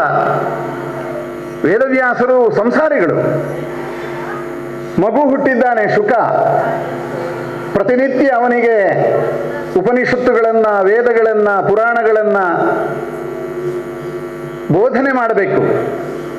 ಹಾಗೊಂದು ದಿನ ಇದ್ದಕ್ಕಿದ್ದ ಹಾಗೆ ಶುಕಮುನಿ ಮನೆಯನ್ನು ಬಿಟ್ಟು ವೈರಾಗ್ಯವನ್ನು ಹೊಂದಿ ಕಾಡಿನತ್ತ ಹೆಜ್ಜೆ ಹಾಕಿದಾಗ ವೇದವ್ಯಾಸರಿಗೆ ಅಯ್ಯೋ ನನ್ನ ಮಗು ಎಲ್ಲಿಗೆ ಹೋದ ಎನ್ನುವಂತಹ ಆತಂಕ ಉಂಟಾಯಿತಂತೆ. ಈ ವೇದವ್ಯಾಸರು ಹಸ್ತಿನಾವತಿಯ ಸಾಮ್ರಾಜ್ಯದಲ್ಲಿ ಅಲ್ಲೋಲ ಕಲ್ಲೋಲಗಳು ಉಂಟಾದ ಅದೆಷ್ಟೋ ಸಂದರ್ಭಗಳಲ್ಲಿ ಆ ಚಕ್ರವರ್ತಿಗಳಿಗೆ ಉಪದೇಶವನ್ನು ಮಾಡಿ, ಸಂಸಾರ ಅಂದರೆ ಹೀಗೆ, ಮರಣ ಅನ್ನುವುದು ಅನಿವಾರ್ಯವಾದಂತಹದ್ದು ಜೀವನದಲ್ಲಿ ಎಂಬಿತ್ಯಾದಿಯಾದಂತಹ ಅಧ್ಯಾತ್ಮವನ್ನು ಪ್ರವಚನ ಮಾಡಿದ ಮಹಾನುಭಾವ. ಆದರೆ ತನ್ನ ಮನೆಯಲ್ಲಿಯೇ ಮಗ ಮನೆ ಬಿಟ್ಟು ಹೊರಟಾಗ ಆ ದುಃಖ ಅವರನ್ನು ಕಾಡುತ್ತದೆ. ವೇದವ್ಯಾಸರಿಗೂ ಹೀಗಾಗಿದೆ ಅಂತಂದಾಗ ನಮಗೆಲ್ಲ ವಿಷಾದ ಉಂಟಾಗುವುದು ದೊಡ್ಡದಲ್ಲ ಅಂತ ಎಷ್ಟೋ ಬಾರಿ ಅನ್ನಿಸ್ತದೆ. ಈ ವೇದವ್ಯಾಸರು ಕುರುಕ್ಷೇತ್ರದ ಮಹಾಭಾರತ ಸಂಗ್ರಾಮ ಮುಗಿದು ಲಕ್ಷೋಪಲಕ್ಷ ಸೈನಿಕರು ಹಯರಥ ನಾಶ ಆದಾಗ ಧೃತರಾಷ್ಟ್ರ, ಗಾಂಧಾರಿ ಮತ್ತು ಕುಂತಿದೇವಿಯರಿಗೆ ಒಂದು ಮಾತು ಹೇಳ್ತಾರೆ, ಪೃಥಿವೀ ಗತ ಯೌವನ. ಸಣ್ಣ ಮಾತು ನೋಡಿ. ಈ ಭೂಮಿ ತಾರುಣ್ಯವನ್ನು ಕಳೆದುಕೊಂಡಿದೆ, ಅದಕ್ಕೂ ವೃದ್ಧಾಪ್ಯ ಸ್ಥಿತಿ ಬಂದಿದೆ. ಇನ್ನು ನೀವು ಈ ಹಸ್ತಿನಾವತಿಯಲ್ಲಿ ಸುಖೋಪಭೋಗಗಳಲ್ಲಿ ಮಗ್ನರಾಗುವುದರಲ್ಲಿ ಅರ್ಥ ಇಲ್ಲ ಎನ್ನುವ ಧ್ವನಿ. ಕಾಡಿಗೆ ಹೊರಟು ಹೋಗಿ ವಾನಪ್ರಸ್ಥಾಶ್ರಮ ಸ್ವೀಕರಿಸಿ ಭಗವಂತನನ್ನ ಭಜನೆ ಮಾಡಿ ಈ ರಾಜಕೀಯ ಅಧಿಕಾರ, ಮಂತ್ರಿ, ಸಚಿವ, ಭೂಮಿ, ಈ ಸ್ವಾರ್ಥದ ವಿಚಾರದಲ್ಲಿ ಮುಳುಗಬೇಡಿ ಎನ್ನುವುದಕ್ಕಾಗಿ ಅವರು ಹೇಳಿದ ಮಾತು ಪೃಥಿವೀ ಗತ ಯೌವನ. ಈ ಭೂಮಿಗೆ ಸುಖ ಸಂಪತ್ತಿನ, ಸಂತೋಷದ, ಸಂಭ್ರಮದ, ಸಡಗರದ ದಿವಸಗಳು ಮುಗಿದು ಹೋದವು. ಇನ್ನು ನೀವು ಅದನ್ನು ನಿರೀಕ್ಷಿಸಬೇಡಿ. ನಿಮ್ಮ ಜೀವನಾಂತ್ಯದ ಕಡೆಗೆ, ಭಗವತ್ ಚಿಂತನೆಯ ಕಡೆಗೆ ಮನಸ್ಸು ಮಾಡಿ ಅಂತ ಹೇಳಿದ ವೇದವ್ಯಾಸರು ತಮ್ಮ ಮನೆಯಲ್ಲಿ ಮಗ ಹೊರಟು ಹೋದಾಗ ದುಃಖ ದುರ್ಭರರಾದರು. ಅಷ್ಟೇ ಅಲ್ಲ, ಎಲ್ಲಿ ಮಗ ಅಂತ ಹೇಳಿ ಹುಡುಕಲಿಕ್ಕೆ ಹೊರಟ್ರಂತೆ. ನಮ್ಮ ಮನೆಯಲ್ಲಿ, ನಮ್ಮೂರಿನಲ್ಲಿ ಯಾರಾದರೂ ನಾಪತ್ತೆ ಆದರೆ ನಾವು ಕೂಡ ಬೀದಿ ಬೀದಿ ಹುಡುಕಾಡುವುದಿಲ್ಲವೇ? ಹಾಗೆ ಅರಣ್ಯದ ಒಳಗಡೆ ಹೆಜ್ಜೆ ಹಾಕುತ್ತಾ ಶುಕ ಶುಕ ಎಲ್ಲಿದ್ದೀಯಪ್ಪ ಅಂತ ಕೂಗಿದ್ರಂತೆ ವೇದವ್ಯಾಸರು. ಆಗ ನೋಡಿ, ಕಾವ್ಯರಸ ಅನ್ನುವ ಶುಕಮುನಿಯ ಮಾತು, ಮಗನೇ ಶುಕ ಅಂತ ಕರೆದಾಗ ಮಗ ಓಗೊಡಲಿಲ್ಲ. ಕಾಡಿನ ಮರಗಳಲ್ಲಿದ್ದಂತಹ ಶುಕ ಪಿಕಾದಿಗಳೆಲ್ಲವೂ ಓಗೊಟ್ಟವಂತೆ. ಕೋಗಿಲೆ ಕೂಗಿತಂತೆ, ಗಿಳಿ ಕೂಗಿತಂತೆ, ಪಾರಿವಾಳ ಕೂಗಿತಂತೆ, ನವಿಲು ಕೂಗಿತಂತೆ. ಇದು ಸಾಮಾನ್ಯ ವಿಷಯ ಅಲ್ಲ. ಇದರಲ್ಲಿ ಒಂದು ಕಾವ್ಯಾರ್ಥ ಇದೆ, ಗಹನವಾದಂತಹ ರಸಪ್ರತಿಪಾದನೆಯ ಅಂಶ ಇದೆ. ವ್ಯಾಸರಿಗೆ ಆಗ ಗೊತ್ತಾಯಿತು, ಈ ಪ್ರಪಂಚದಲ್ಲಿರುವಂತಹ ಎಲ್ಲ ಪಶು ಪಕ್ಷಿಗಳು ಕೂಡ ನನ್ನ ಮಗನ ಹಾಗೆ. ಶುಕ ಎನ್ನುವಂತಹ ತತ್ವ ಈ ಎಲ್ಲ ಪಶು ಪಕ್ಷಿಗಳಲ್ಲಿಯೂ ಇದೆ. ನಾನು ಈ ಸಮಸ್ತ ಜೀವರಾಶಿಗಳಿಗೆ ತಂದೆಯ ಸ್ಥಾನದಲ್ಲಿದ್ದೇನೆ, ಗುರುವಿನ ಸ್ಥಾನದಲ್ಲಿದ್ದೇನೆ ಎನ್ನುವುದು ಅವರಿಗೆ ಭಾಸವಾಯಿತಂತೆ. ಪ್ರಕೃತಿಯ ಪಾಠ. ಎಲ್ಲ ಪುರಾಣಗಳನ್ನು ಬರೆದಂತಹ ಮಹರ್ಷಿಗಳಾದ ವೇದವ್ಯಾಸರಿಗೆ ಶುಕ ಹೊರಟು ಹೋದ ಒಂದು ನೆವನದಿಂದಾಗಿ ಅವನನ್ನು ಕರೆಯುವಾಗ ಅವನು ಓಗೊಡದೆ ಮರಗಿಡಗಳಲ್ಲಿ ಕುಳಿತಂತಹ ಪಶು ಪಕ್ಷಿಗಳೆಲ್ಲವೂ ಓ ಅಂತ ಹೇಳುವುದರ ಮೂಲಕ ಜಗತ್ತಿನ ಸರ್ವಸ್ವವೂ ಕೂಡ ನನ್ನ ಶುಕನ ಪ್ರತಿಬಿಂಬ ಎನ್ನುವಂತಹ ಒಂದು ದಿವ್ಯ ಜ್ಞಾನ ವ್ಯಾಸರಿಗುಂಟಾಯಿತಲ್ಲ, ಅದು ಈ ಜಗತ್ತಿನ ನಿಜವಾದ ತತ್ವ. ಅದನ್ನು ನೇರವಾಗಿ ಹೇಳದೆ ಬಳಸು ಮಾತಿನಿಂದ, ವಕ್ರೋಕ್ತಿ ವಿಲಾಸ ಅಂತ ಹೇಳ್ತಾರೆ ಮೀಮಾಂಸಕರು. ಯಾವುದನ್ನು ನೇರವಾಗಿ ಹೇಳಿದರೆ ಅದರಲ್ಲಿ ಸೌಂದರ್ಯ ಇಲ್ಲ, ಬಳಸು ಮಾತಿನಿಂದ ಹೇಳಿದರೆ ಅದು ವಕ್ರೋಕ್ತಿಯ ವಿಲಾಸವಾಗುತ್ತದೆ. ಕಾವ್ಯ ಅಂದರೆ ಹಾಗೆ ತಾನೆ. ನೀನು ತುಂಬ ಚಂದ ಇದ್ದೀಯಾ ಅಂತ ಹೇಳಿದರೆ ಅರ್ಥ ಆಗೋದಿಲ್ಲ. ನೀನು ಚಂದ್ರಮುಖಿಯಾಗಿದ್ದೀಯಾ ಅಂತ ಹೇಳ್ತಾರಲ್ಲ ಯಕ್ಷಗಾನದಲ್ಲಿ. ಚಂದ್ರನಂತಹ ಮುಖ ಅಂತ ಹೇಳಿದಾಗ ಸಿಂಹದಂತಹ ಕಟಿ ಹಾಗೆ ಇರೋದಿಲ್ಲ. ಆದರೆ ಅದು ಪರೋಕ್ಷ ವಿಧಾನ. ಈ ಚಂದ್ರಮುಖ ಅಂತಂದಾಗ ಬೇರೆ ಬೇರೆ ಅರ್ಥಗಳು ಬರ್ತದೆ. ವೃತ್ತಾಕಾರವಾಗಿ, ವರ್ತುಲಾಕಾರವಾಗಿ ಮುಖ ಉಳ್ಳವಳು ಎನ್ನುವುದು ಒಂದರ್ಥ. ಇನ್ನೊಂದು, ನೀವು ಚಂದ್ರನನ್ನು ನೋಡಿ ಎಷ್ಟು ಕಲೆಗಳಿವೆ. ಹಾಗಾದರೆ ಈ ಹೆಣ್ಣಿನ ಮುಖವೂ ಚಂದ್ರವದನೆ ಅಂತ ಅಂದಾಗ ಅಲ್ಲಿಯೂ ಅನೇಕ ಗುಂಪುಗಳಿವೆ ಅನ್ನುವ ಅರ್ಥವೂ ಬರ್ತದೆ. ಅದಕ್ಕೆ ಕಾವ್ಯ ಸೌಂದರ್ಯ ಅಂತ ಹೆಸರು. ಹೀಗೆ ಪ್ರಕೃತಿಯಲ್ಲಿ ಒಂದು ಪಾಠವನ್ನು ಗ್ರಹಿಸಿದ ವ್ಯಾಸರು ಭಾಗವತಾದಿ ಮಹಾಪುರಾಣದಲ್ಲಿ ಭಗವತ್ ತತ್ವವನ್ನು ಅಡಗಿಸಿಡುವ ಬಹಳ ದೊಡ್ಡ ಕೆಲಸವನ್ನು ಮಾಡಿದರು. ನಾನು ನಿನ್ನೆಯೇ ಹೇಳಿದೆ, ಇದು ಯಾವುದೋ ಕೃತ ಯುಗದಲ್ಲೋ ತ್ರೇತೆಯಲ್ಲೋ ದ್ವಾಪರದಲ್ಲೋ ರಚನೆಯಾದ ಪುರಾಣವಲ್ಲ. ಈ ಕಲಿಯುಗದ ಆರಂಭದಲ್ಲಿ 17 ಪುರಾಣಗಳನ್ನು ಬರೆದಾದ ಮೇಲೆ ಸಂತೃಪ್ತಿ ಸಿಕ್ಕದೆ ಭಗವಂತನ ಲೀಲಾ ವಿನೋದಗಳನ್ನು ಬರೆಯಬೇಕು ಎನ್ನುವ ಸಂಕಲ್ಪದಿಂದ ಸೃಷ್ಟಿಯಾದಂತಹ ಮಹಾಪುರಾಣ. ಆದ್ದರಿಂದಲೇ ಅದು ವೇದಗಳೆನ್ನುವಂತಹ ವೃಕ್ಷದ ಅಮೃತ ಫಲ, ರಸಯುಕ್ತವಾದಂತಹ ಮಾತದು. ಈ ರಸಸ್ಥಿತಿ ಅಂತಂದ್ರೆ ಅದು ಶಿವಸ್ಥಿತಿ ಅಂತ ಅರ್ಥ. ನಾವು ಯಾವುದೋ ಕಲೆಯನ್ನು, ಸಂಗೀತವನ್ನು, ನೃತ್ಯವನ್ನು ಆಸ್ವಾದಿಸುವಾಗ ರಸಭರಿತವಾಗಿದೆ ಅಂತ ಹೇಳುತ್ತೇವೆ. ಆದರೆ ರಸಸ್ಥಿತಿಗೆ ನಾವು ತಲುಪಿರೋದಿಲ್ಲ. ನಾವು ರಸಸ್ಥಿತಿಗೆ ತಲುಪಿದರೆ ಅದನ್ನು ಹೇಳಲಾಗುವುದಿಲ್ಲ. ಅಂತಹ ಅನುಕ್ತವಾದ ಸ್ಥಿತಿ, ಶಬ್ದದಲ್ಲಿ ವರ್ಣಿಸಲಾರದೇ ಇರುವಂತಹ ಸ್ಥಿತಿಯನ್ನ ರಸಸ್ಥಿತಿ ಅಂತ ಕರೆಯುವುದು. ವರ್ಣಿಸುವ ಹಂತದಲ್ಲಿದ್ದರೆ ಅದಕ್ಕೆ ಭವ ಅಂತ ಹೆಸರು. ಅದರಿಂದ ಉಂಟಾಗುವಂತಹ ಮನೋಧರ್ಮಕ್ಕೆ ಭಾವ ಅಂತ ಹೆಸರು. ಭಾವ ಅಂತ ಕರೆಯುವುದು ಯಾಕೆ? ಅಕ್ಕನ ಗಂಡ ಅಲ್ಲ, ಅದು ಭವಕ್ಕೆ ಸಂಬಂಧಿಸಿದ್ದು ಭಾವ. ಯಾವುದೋ ನಾಟಕವನ್ನು ನೋಡ್ತೇವೆ, ಕಾವ್ಯವಾಚನವನ್ನು ಕೇಳುತ್ತೇವೆ, ಸಂಗೀತವನ್ನು ಆಸ್ವಾದಿಸ್ತೇವೆ. ಆಗ ನಮ್ಮಲ್ಲಿ ಉಂಟಾಗುವ ವಿವಿಧ ಭಾವ ಲಹರಿಗಳು ಭವಕ್ಕೆ ಸಂಬಂಧಪಟ್ಟದ್ದು ಅಂತಂದ್ರೆ ಈ ಪ್ರಪಂಚಕ್ಕೆ ಸಂಬಂಧಪಟ್ಟದ್ದು ಅಂತ ಅರ್ಥ. ಭವ ಅಂದ್ರೆ ಈ ಪ್ರಪಂಚ ಐಹಿಕವಾದದ್ದು. ಆ ಭವದಿಂದ ಉಂಟಾಗುವ ಭಾವ ವಿರೇಚನಗೊಳ್ಳುವ ಸ್ಥಿತಿ ಅಂದ್ರೆ ಈ ಭವವನ್ನು, ಈ ಇಹವನ್ನು, ಈ ಪ್ರಪಂಚವನ್ನು, ಈ ಸಂಸಾರವನ್ನು ಮರೆಯುವಂತಹ ಒಂದು ಸ್ಥಿತಿಗೆ ನಾವು ಹೋದರೆ ಅದು ರಸಸ್ಥಿತಿ. ರೂಢಿಯಲ್ಲಿ ನಾವು ರಸಭರಿತವಾಗಿತ್ತು ಅಂತ ಹೇಳುತ್ತೇವೆ, ಆದರೆ ಅದು ನಿಜವಾದ ರಸ ಶಬ್ದದ ಅರ್ಥವಲ್ಲ. ಅದಕ್ಕೆ ಉಪನಿಷತ್ತು ಒಂದು ಕಡೆ ಹೇಳುತ್ತದೆ, ರಸೋ ವೈ ಸಹ ಅಂತ. ರಸ ಅಂದ್ರೆ ಏನು? ಸಹ ಅವನು. ಯಾರವನು? ಪರಮಪುರುಷ, ವೇದ ಪುರುಷ, ಜಗದಾದಿವಂದ್ಯ. ಅವನು ಮಾತ್ರ ರಸ, ಉಳಿದದ್ದು ರಸವಲ್ಲ. ಯಾವ ಸಂದರ್ಭದಲ್ಲಿ ಯಾವುದನ್ನು ಮನಸ್ಸು ಸ್ವೀಕರಿಸಿ ಭಾವಲಹರಿಗಳನ್ನೆಲ್ಲ ದಾಟಿ ಒಂದು ನಿರ್ಭಾವುಕವಾದ ಸ್ಥಿತಿಗೆ ನಾವು ಹೋಗಿ ಜಗತ್ತನ್ನು ಮರೆಯುತ್ತೇವೋ ಅದು ರಸಸ್ಥಿತಿ. ಅಂತಹ ರಸಸ್ಥಿತಿಯನ್ನು ಕೊಡುವ ಪುರಾಣ ಭಾಗವತ. ಆದ್ದರಿಂದಲೇ ಶುಕ ಮಹಾಮುನಿ ಹೇಳುವುದು ಇದನ್ನ ನಿಗಮಕಲ್ಪತರುವಿನ ರಸ.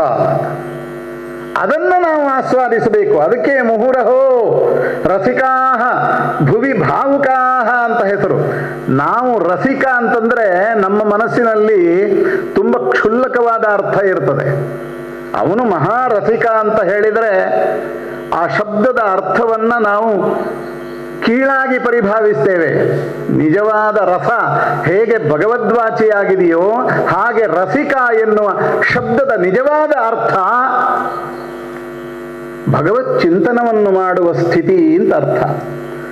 ಭಾಗವತ ಪುರಾಣದ ರಸ ಶೃಂಗಾರವೀರ ಕರುಣಾದ್ಭುತ ಹಾಸ್ಯ ಬೀಭತ್ಸ ಭಯಾನಕ ರಸಗಳಲ್ಲ, ರಸೋ ವೈ ಸಹ. ಆ ಭಗವಂತನನ್ನೇ ನಮ್ಮ ಹೃದಯದ ದರ್ಪಣದಲ್ಲಿ ಕಾಣುವ ಹಾಗಾದರೆ ಅದು ರಸಸ್ಥಿತಿಯಾಗುತ್ತದೆ. ಅದು ಶುಕ ಮಹಾಮುನಿ ಹೇಳಿದ ನಿಜವಾದಂತಹ ನಿಗಮ ಕಲ್ಪತರುವಿನ ರಸವಾಗುತ್ತದೆ. ಇಂತಹ ಪುರಾಣ ಸೃಷ್ಟಿ, ಸ್ಥಿತಿ, ಲಯ ಎಲ್ಲ ವಿಚಾರಗಳನ್ನು ಒಳಗೊಂಡಿದೆ. ಜಗತ್ತು ಹೇಗೆ ಸೃಷ್ಟಿಯಾಯಿತು ಅನ್ನುವಲ್ಲಿಂದ ಆರಂಭ ಆಗುತ್ತದೆ. ಪ್ರಳಯ ಜಲಧಿಯ ಅನಂತರ ಮತ್ತೆ ಪುನಃ ಸೃಷ್ಟಿಕ್ರಿಯೆ ತೊಡಗುವ ಕಥೆಯನ್ನು ಕೂಡ ಇದು ಹೇಳುತ್ತದೆ. ಭಗವಂತ ಶ್ರೀಮನ್ನಾರಾಯಣನ ನಾಭಿಕಮಲದಲ್ಲಿ ಬ್ರಹ್ಮದೇವ ಸೃಷ್ಟಿಯಾದ. ಹೊಕ್ಕುಳುವಿನಲ್ಲಿ ಹುಟ್ಟಿದವನು. ಯಾವ ಹೊಕ್ಕುಳು? ಹೊಕ್ಕುಳ ಹೂ, ನಾಭಿಕಮಲ. ನಮ್ಮ ಹೊಕ್ಕುಳು ಹೊಕ್ಕ ಉಳುಹು. ನಾವು ಹುಟ್ಟಿದಾಗ ದಾದಿ ತಾಯಿಯ ಗರ್ಭಕ್ಕೂ ಮಗುವಿನ ದೇಹಕ್ಕೂ ಸಂಬಂಧವನ್ನು ಕಲ್ಪಿಸುವ ಹೊಕ್ಕುಳ ಬಳ್ಳಿಯನ್ನು ಕತ್ತರಿಸ್ತಾಳೆ. ಅದನ್ನು ಹೋಗಿ ಎಲ್ಲೋ ಮಣ್ಣಿನಲ್ಲಿ ಮುಚ್ಚಿ ಹಾಕ್ತಾರೆ. ಆದರೆ ಒಂದಷ್ಟು ದಿವಸ ಅದರ ತುಂಡು ನಮ್ಮ ಹೊಕ್ಕುಳಿನಲ್ಲಿ ಸೇರಿಕೊಂಡಿರುತ್ತದೆ. ಆಮೇಲೆ ಯಾವತ್ತೂ ಅದು ಕೆಳಗೆ ಬೀಳುತ್ತದೆ. ಆದರೂ ನಮ್ಮ ನಾಭಿ ಕಮಲದ ಹಾಗೆ ಕಾಣುತ್ತದೆ ಮತ್ತು ಅದಕ್ಕೆ ಹೊಕ್ಕುಳು ಅಂತ ನಾವು ಕನ್ನಡದಲ್ಲಿ ಹೆಸರಿಟ್ಟಿದ್ದೇವೆ. ಯಾಕೆಂದ್ರೆ ನಾವು ಹೊಕ್ಕ ಉಳುಹು ಸಾಕ್ಷಿ. ಅದು ತಾಯಿಯ ಗರ್ಭಕ್ಕೆ ಹೊಕ್ಕು ಬಂದಿದ್ದೇವೆ ಎನ್ನುವುದರ ನಿದರ್ಶನಕ್ಕೆ ಹೊಕ್ಕುಳುಹು, ಅದು ಹೊಕ್ಕುಳ.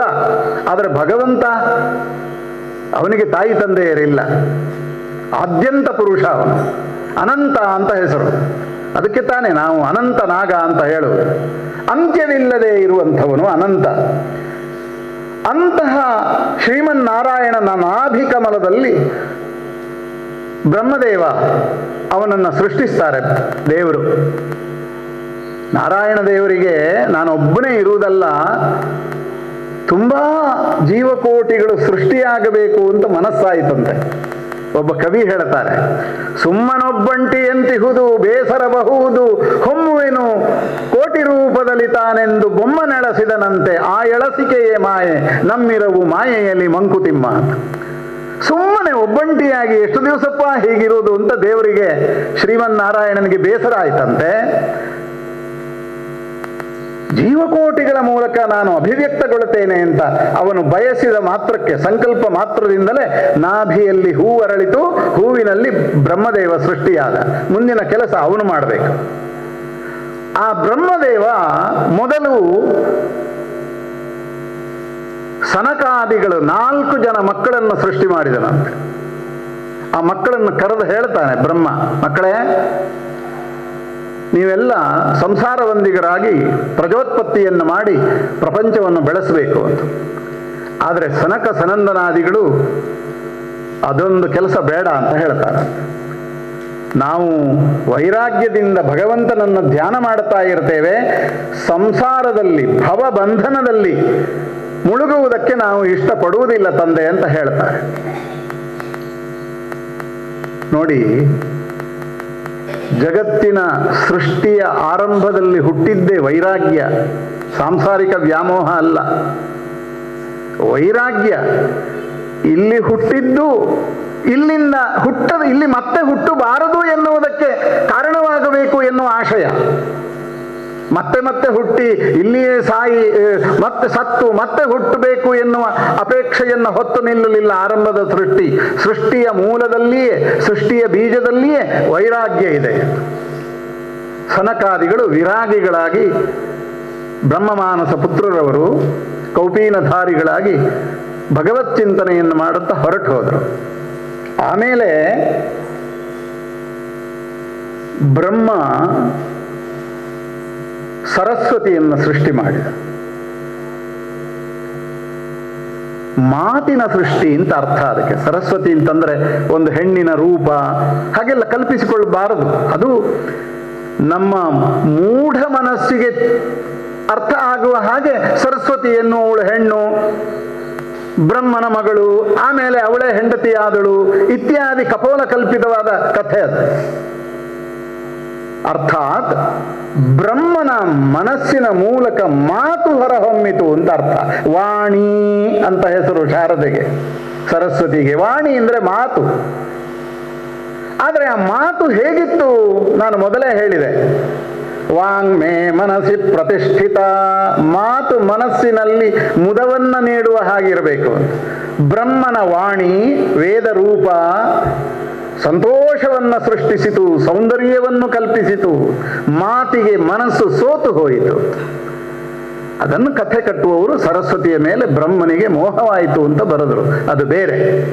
ಆತ್ಯಂತಿಕವಾದ ತಾತ್ವಿಕ ಅರ್ಥ, ಬ್ರಹ್ಮ ತನ್ನ ಮನಸ್ಸಿನಿಂದ ಮೂಡಿದ ವೇದ ವಾಂಗ್ಮಯಕ್ಕೆ ಸೋತ ಅಂತ ಅರ್ಥ. ಆಮೇಲೆ ಹುಟ್ಟಿ ಬರಬೇಕಾದಂತಹ ಸೃಷ್ಟಿಯ ಕಡೆಗೆ ಆಲೋಚನೆ ಮಾಡಿದ. ಶಬ್ದ ಮೊದಲು ಹುಟ್ಟುವುದು ಜಗತ್ತಿನಲ್ಲಿ, ವೇದ ಹಾಗೆ ಹುಟ್ಟಿತು. ಆಮೇಲೆ ಸನಕಾದಿಗಳು ಕೂಡ ವೈರಾಗ್ಯದಿಂದ ದೂರ ಹೋದರು ಅಂತ ಮನಸ್ಸಿನಲ್ಲಿ ಸ್ವಲ್ಪ ಕಸಿವಿಸಿ ಆಯಿತು, ಸಿಟ್ಟು ಬಂದ ಹಾಗಾಯಿತು ಬ್ರಹ್ಮದೇವರಿಗೆ. ಆ ಸಿಟ್ಟಿನಿಂದ ಹುಟ್ಟಿದಂತಹ ದೇವರೇ ರುದ್ರದೇವರು, ಶಿವ ಅಂತವನಿಗೆ ನಾವು ಕರೆಯೋದು. ರುದ್ರ ಅಂತ ಹೆಸರೇ ರೋದಿಸುತ್ತಾ ಹುಟ್ಟಿದ ಅಂತ. ಅವನು ಕೂಡ ಸೃಷ್ಟಿಗೆ ತೊಡಗಲಿಲ್ಲ. ಆಮೇಲೆ ಬ್ರಹ್ಮ ತನ್ನ ಮನಸ್ಸಿನಿಂದ ಒಂದು ಗಂಡು ಮತ್ತೆ ಹೆಣ್ಣು ಇಬ್ಬರನ್ನೂ ಸೃಷ್ಟಿ ಮಾಡ್ತಾನೆ. ಅದು ವಿಶೇಷವಾದಂತಹ ಪ್ರಪಂಚದ ಸೃಷ್ಟಿಗೆ ಆರಂಭದ ಪಲ್ಲವಿಯಾಗುತ್ತದೆ. ಹಾಗೆ ಹುಟ್ಟಿದಂತಹ ಹೆಣ್ಣು ಈ ಜಗತ್ತಿನ ಆದಿ ದಂಪತಿಗಳು. ಹಾಗೆ ಅವರಿಂದ ಸಂತತಿ ಸೃಷ್ಟಿಯಾಗುವ ಒಂದು ರೋಚಕವಾದ ಕಥೆಯನ್ನ ಭಾಗವತ ಸೃಷ್ಟಿ ವಿಲಾಸದಲ್ಲಿ ನಮ್ಮ ಮುಂದೆ ಇಡುತ್ತದೆ. ಹಾಗೆ ಸೃಷ್ಟಿಯಾದ ಮೊದಲ ಗಂಡು ಸ್ವಯಂಭೂವಿನಿಂದ ಸೃಷ್ಟಿಯಾದದ್ದರಿಂದ ಅವನಿಗೆ ಸ್ವಯಂಭುವ ಅಂತ ಹೆಸರು. ಆ ಸ್ವಯಂಭುವ ಮನು ತನ್ನೊಟ್ಟಿಗೆ ಹುಟ್ಟಿದಂತಹ ಹೆಣ್ಣನ್ನು ಮದುವೆಯಾಗ್ತಾನೆ. ಅವರಿಂದ ಹುಟ್ಟಿದ ಸಂತಾನವಾದದ್ದರಿಂದಲೇ ನಮಗೆ ಮಾನವರು ಅಂತ ಹೆಸರು. ಮನುವಿನಿಂದ ಹುಟ್ಟಿದವರು ಮಾನವರು. ಇವತ್ತು ಮನುಷ್ಯತ್ವ, ಮಾನವೀಯತೆ ಅನ್ನುವುದಕ್ಕೆ ಬೇರೆ ಅರ್ಥಗಳು ಬಂದಿವೆ. ಆದರೆ ಶಬ್ದದ ರೂಪ ಮನುವಿನಿಂದ ಸಂಭವಿಸಿದವರು ಎನ್ನುವುದಷ್ಟೇ. ಶತರೂಪೆ ಎನ್ನುವಂತಹ ಹೆಣ್ಣನ್ನು ಸ್ವಯಂಭುವ ಮದುವೆಯಾಗಿ ಹುಟ್ಟಿದ ಸಂತತಿಯೇ ಮನುಷ್ಯರು. ಆಮೇಲೆ ಬೇರೆ ಬೇರೆ ಪ್ರಕಾರದ ಸೃಷ್ಟಿಯನ್ನ ಬ್ರಹ್ಮ ಕೈಗೊಳ್ಳುತ್ತಾನೆ. ಅದರ ವಿವರಗಳು ತುಂಬ ವೈಜ್ಞಾನಿಕವಾಗಿ ನಾವು ಗ್ರಹಿಸುವ ಹಾಗೆ ಭಾಗವತದಲ್ಲಿ ಪ್ರೋಕ್ತವಾಗಿದೆ. ಹೀಗೆ ಸ್ವಯಂಭುವ ಮನುವಿಗೆ ಇಬ್ಬರು ಗಂಡು ಮಕ್ಕಳು ಹುಟ್ಟುತ್ತಾರೆ. ಅವರೇ ಉತ್ತಾನಪಾದ ಮತ್ತೆ ಪ್ರಿಯವ್ರತ ಅಂತ ಅವರಿಗೆ ಹೆಸರು. ಉತ್ತಾನಪಾದ ಎನ್ನುವಂಥವನು, ಅವನಿಗೆ ಇಬ್ಬರು ಹೆಂಡಂದಿರು, ಸುನೀತಿ ಮತ್ತು ಸುರುಚಿ. ಸುರುಚಿ ಎನ್ನುವಂತಹ ರಾಣಿಯಲ್ಲಿ ಉತ್ತಮ ಎನ್ನುವಂತಹ ಮಗ ಹುಟ್ಟುತ್ತಾನೆ. ಸುನೀತಿಯ ಮಗನಾಗಿ ಧ್ರುವ ಹುಟ್ಟುತ್ತಾನೆ. ಈ ಹೆಸರನ್ನ ಇಡುವಲ್ಲಿಯೇ ಕಾವ್ಯ ರೂಪಕ ಕೆಲಸ ಮಾಡಿದೆ. ಸುಮ್ಮನೆ ಹೆಸರಿಡುವುದಲ್ಲ. ನಾವಿವತ್ತು ಮಕ್ಕಳಿಗೆ ಹೆಸರಿಡುವಾಗ ಇಂತಹ ಒಂದು ಹೆಸರು ಜಗತ್ತಿನಲ್ಲಿ ಯಾರಿಗೂ ಇರಬಾರದಂತ ಇಡ್ತೇವೆ. ಅದು ನಮ್ಮ ಬಯಕೆ ಆಗಬಾರದು.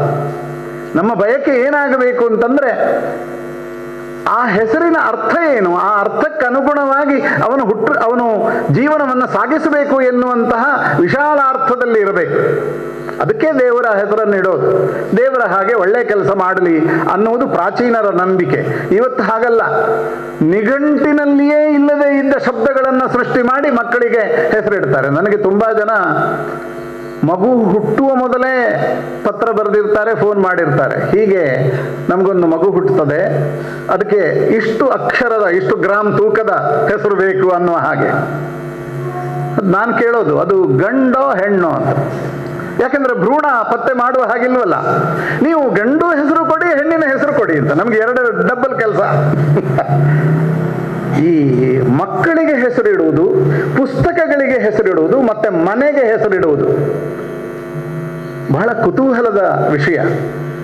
ಯಾಕೆ ನನಗೆ ಕುತೂಹಲ ಅಂತಂದ್ರೆ, ಅವರ ಆಸಕ್ತಿ, ತಂದೆ ತಾಯಿಗಳ ಆಸಕ್ತಿ ಹೇಗಿರುತ್ತದೆ ಅಂತ. ಕೆಲವರಂತ ಇಂಗ್ಲಿಶಿನ 3-4 ಅಕ್ಷರಗಳನ್ನು ಸೇರಿಸಿ ಇವುದೆಲ್ಲ ಸೇರಿ ಒಂದು ಹೆಸರಾಗಬೇಕು ಅಂತ.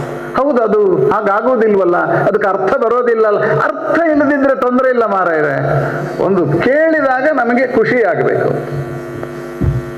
ಇನ್ನು ಕೆಲವರಿಗೆ ಶಬ್ದದ ಅರ್ಥ ಗೊತ್ತಾಗಿ ಓಹೋ ಆ ಹೆಸರು ಬೇಡ ಅಂತ ಹೇಳುವವರು ಇದ್ದಾರೆ. ಈಗ ಭಗವಂತನಿಗೆ ಅನಿಕೇತನ ಅಂತ ಹೆಸರಿದೆ.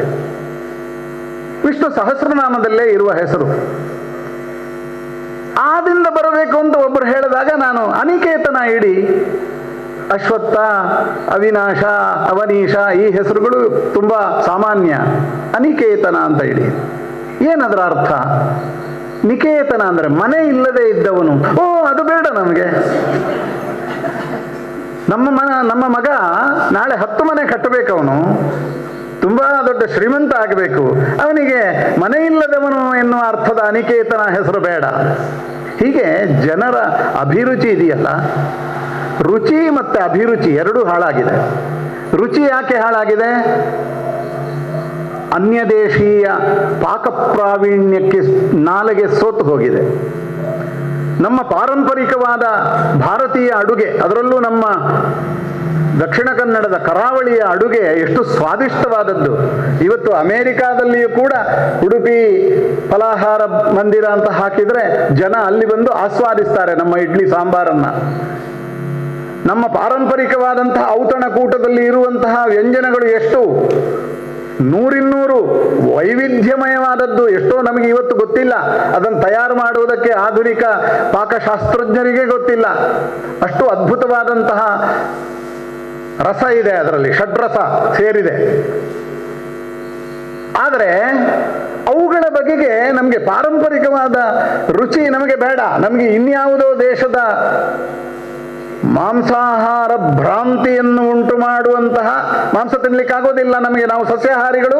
ಆದರೆ ಅದು ನೋಡುವುದಕ್ಕೆ ಹಾಗೆ ಇರಬೇಕು ಅಂತ ಹೇಳಿ ಇನ್ನೇನನ್ನೋ ಫ್ಲವರ್ ಕೋರ್ಸ್ನಲ್ಲಿ ಏನೋ ಮಾಡ್ತೇವೆ.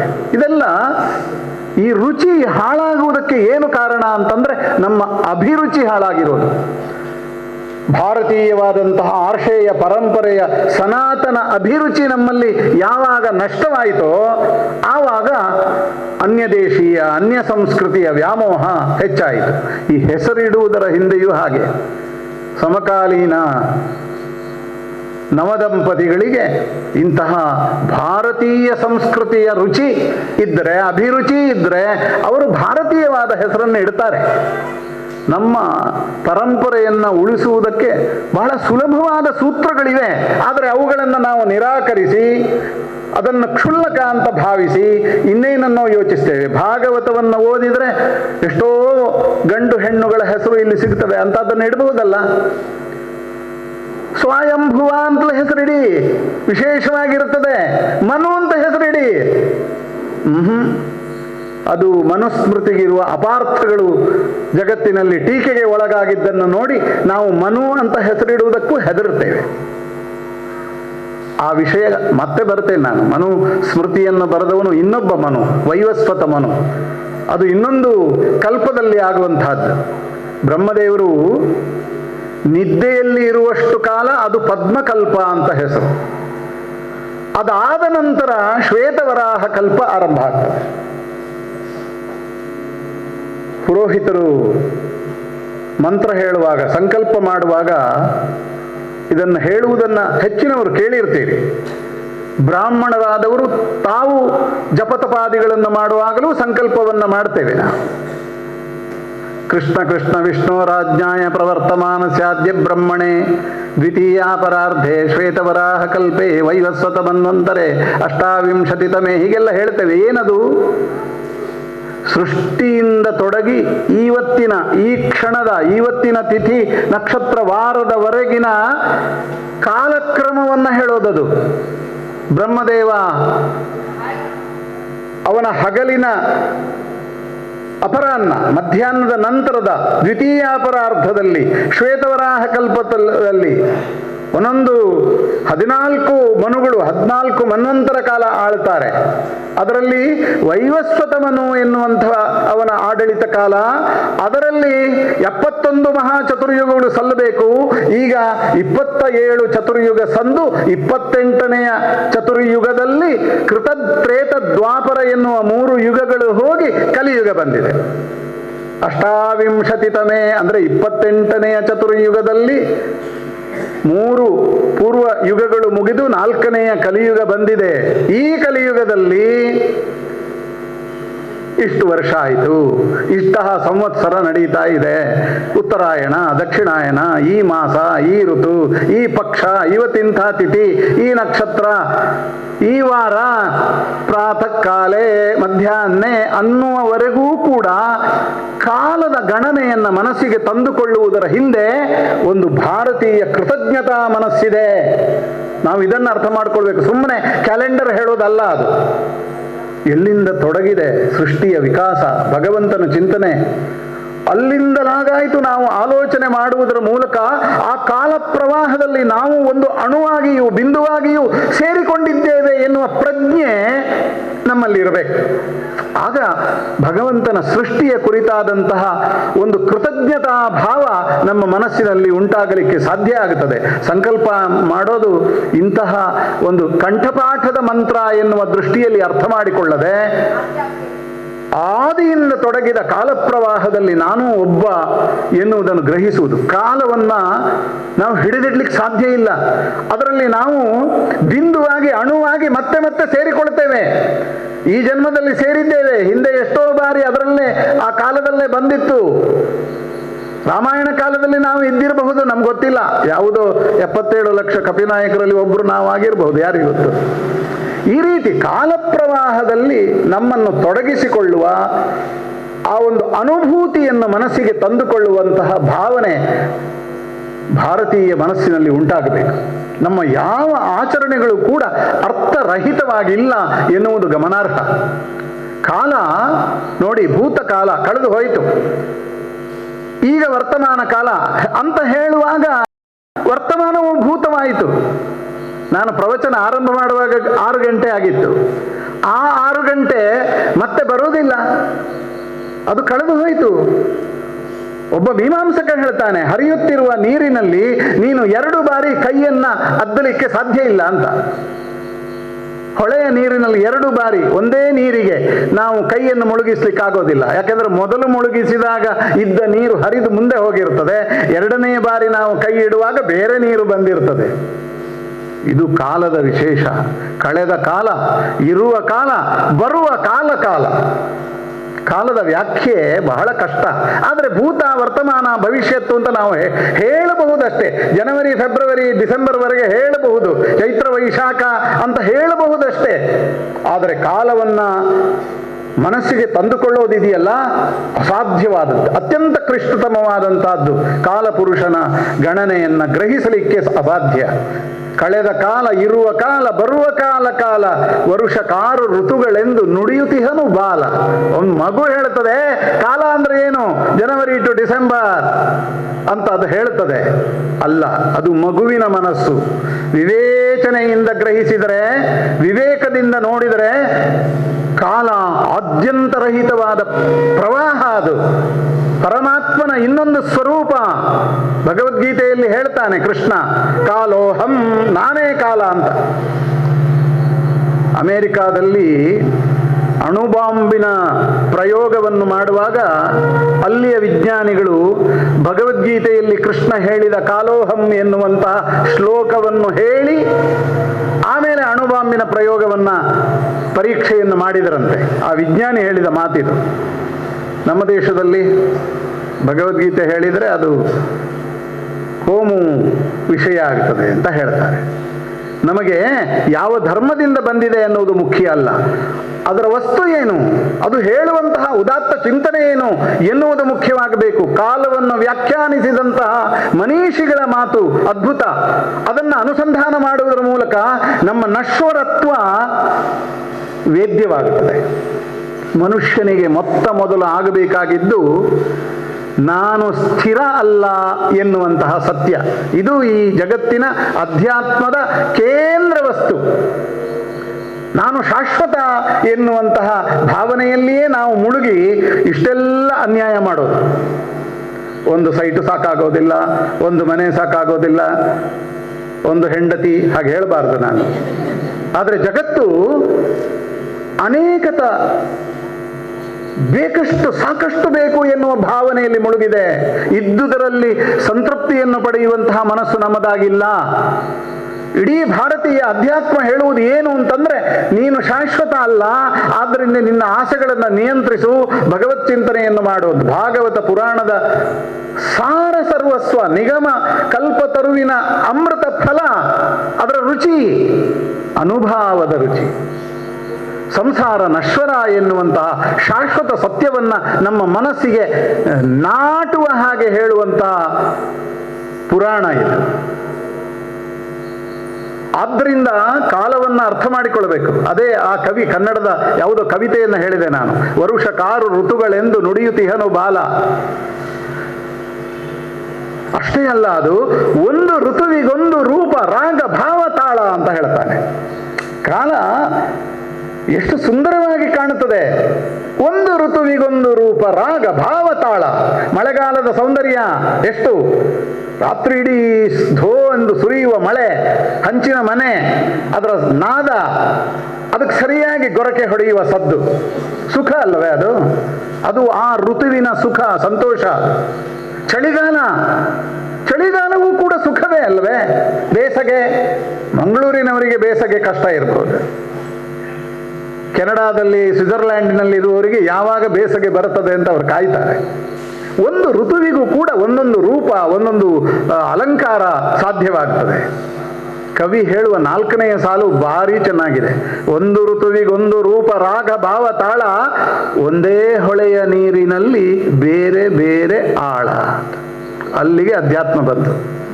ನೀವು ಹೊಳೆಯನ್ನು ನೋಡಿ, ಮಳೆಗಾಲದ ಹೊಳೆ, ಯಮುನಾ, ಬ್ರಹ್ಮಪುತ್ರ, ಗಂಗಾದಿಂದ ತೊಡಗಿ ನಮ್ಮೂರಿನ ನೇತ್ರಾವತಿಯವರೆಗೂ ನೋಡಿ, ಒಂದೇ ಮೇಲ್ಮೈಯಲ್ಲಿ ಇರ್ತದೆ, ತುಂಬಿಕೊಂಡಿರ್ತದೆ. ಅದರಲ್ಲಿ ನೋಡೋದಕ್ಕೆ ಏನಿದೆ? ನೋಡುವುದಕ್ಕೆ ಇರುವುದು ಆಳದಲ್ಲಿ. ಒಂದೇ ಹೊಳೆಯ ನೀರಿನಲ್ಲಿ ಬೇರೆ ಬೇರೆ ಆಳ. ಬಯಲಿನ ಹಾಗಿರುವುದಿಲ್ಲ ನದಿಯ ಒಡಲು.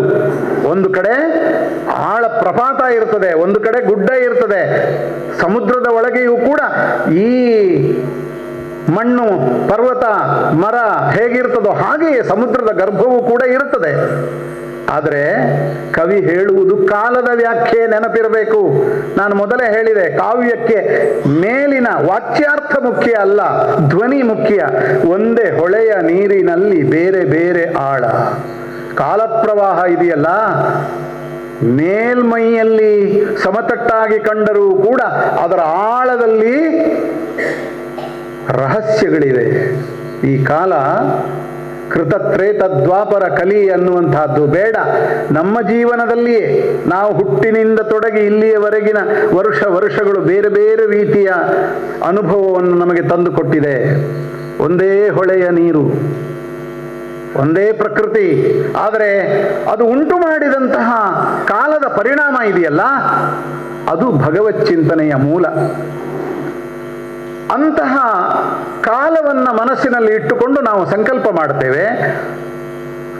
ಪದ್ಮಕಲ್ಪದಿಂದ ಬ್ರಹ್ಮನ ಸೃಷ್ಟಿಯಿಂದ ತೊಡಗಿ ಬೇರೆ ಬೇರೆ ಮನ್ವಂತರ, ಚತುರ್ಯುಗಗಳನ್ನು ಹೇಳಿ ಇವತ್ತಿನ ಸಂವತ್ಸರ, ಮಾಸ, ದಿನ, ತಿಥಿ, ವಾರದವರೆಗೆ ನಾವು ಬರುವುದರ ಮೂಲಕ ಈ ಕಾಲದಲ್ಲಿ ಈ ಪ್ರವಾಹದಲ್ಲಿ ನಾವು ಒಂದು ಬಿಂದುವಾಗಿದ್ದೇವೆ ಎನ್ನುವ ಭಾವ ನಮ್ಮ ಮನಸ್ಸಿನಲ್ಲಿ ನೆಲೆಗೊಂಡರೆ ಅಧ್ಯಾತ್ಮದ ಮೊದಲ ಹೆಜ್ಜೆಯನ್ನು ನಾವು ಇಟ್ಟೆವು ಅಂತ ಅರ್ಥ. ಯಾವುದೇ ಯಾಗ ಯಜ್ಞ ಮಾಡಿ, ನೀವು ಅಶ್ವಮೇಧ ಪುತ್ರಕಾಮೇಷ್ಟಿ ಮಾಡಿ, ಆದರೆ ಮೊದಲು ಮಾಡುವ ಸಂಕಲ್ಪದಲ್ಲಿಯೇ ಭಾರತೀಯ ಅಧ್ಯಾತ್ಮದ ಬೀಜ ಇದೆ. ಆದರೆ ನಾವು ಅದನ್ನು ಗ್ರಹಿಸೋದೇ ಇಲ್ಲ. ಪುರೋಹಿತರು ಹೇಳ್ತಾರೆ, ನಾವು ಮಮ ಅಂತ ಹೇಳ್ತೇವೆ, ಮುಗಿದೋಯ್ತು.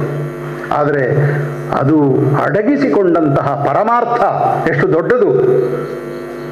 ಅಖಂಡವಾದಂತಹ ಅಗಾಧವಾದಂತಹ ಕಾಲ ಪ್ರವಾಹದ ಒಂದು ಮಿಂಚು ನಾವು ಎನ್ನುವ ಭಾವ ಬಂದಾಗ ಶರಣಾಗತಿತ್ವ ಸಾಧ್ಯ ಆಗುತ್ತದೆ ಭಗವಂತನ ಎದುರುಗಡೆ. ಹಾಗೆ ವೈವಸ್ವತ ಮನ್ವಂತರ ನಾವು ಈಗ ಇರುವ ಯುಗಕ್ಕೆ ಸಂಬಂಧಪಟ್ಟವನು. ಇವನು 7ನೇಯವನು. ಇವನಿಗಿಂತಲೂ ಮೊದಲು 6 ಜನ ಮನುಗಳಾಗಿ ಹೋಗಿದ್ದಾರೆ. ಮೊದಲನೆಯ ಸ್ವಯಂಭೂ ಎನ್ನುವಂತಹ ಮನುವಿನ ಬಗೆಗೆ ನಾನು ಹೇಳ್ತಾ ಇದ್ದೇನೆ. ಅವನಿಗೆ 2 ಮಕ್ಕಳು, ಉತ್ತಾನಪಾದ ಮತ್ತೆ ಪ್ರಿಯವ್ರತ. ಉತ್ತಾನಪಾದನಿಗೆ 2 ಹೆಂಡಂದಿರು, ನಾವೀಗಾಗಲೇ ಕೇಳಿದೆವು, ಸುನೀತಿ ಮತ್ತೆ ಸುರುಚಿ.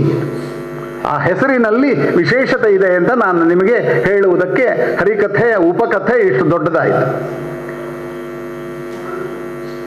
ಸುನೀತಿ ಧ್ರುವ ಎನ್ನುವಂತಹ ಮಗನ ತಾಯಿ.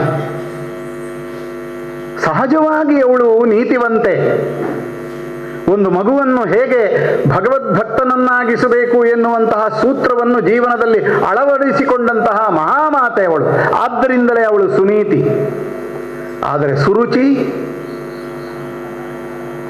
ಮೇಲ್ಪದರದಲ್ಲಿ ಅದು ರುಚಿಯಾಗಿ ನಮಗೆ ಅನುಭವಕ್ಕೆ ಬರುತ್ತದೆ, ಆದರೆ ಅದು ನಿಜವಾಗಿ ಕಹಿ, ಸಿಹಿ ಅಲ್ಲ. ಅದು ಉತ್ತಮ ಎನ್ನುವಂತಹ ಮಗನ ತಾಯಿಯವಳು. ಸವತಿ ಮತ್ಸರದಿಂದ 2 ಕೂಡ ಇರುವಂತಹ ಒಂದು ಸಂಸಾರ ಅದು. ಸವತಿ ಮಾತ್ಸರ್ಯ ಕಲಿಯುಗದ ಆರಂಭದಲ್ಲಿ ಅಲ್ಲ, ಪ್ರಪಂಚದ ಸೃಷ್ಟಿಯ ಮೊದಲಿಗೆ ಅದು ಭಾಸವಾಗಿತ್ತು ಅನ್ನುವುದನ್ನು ಭಾಗವತ ಹೇಳುತ್ತದೆ. ಒಂದು ದಿನ ಉತ್ತಾನಪಾದ ರಾಜ ಸಿಂಹಾಸನದ ಮೇಲೆ ಕುಳಿತುಕೊಂಡು ತನ್ನ ಕಿರಿಯ ಮಗನಾದಂತಹ ಉತ್ತಮನನ್ನ ಪ್ರೀತಿಸ್ತಾ ಇರ್ತಾನೆ, ಮುದ್ದಾಡುತ್ತಾ ಇರ್ತಾನೆ. ಸಹಜ.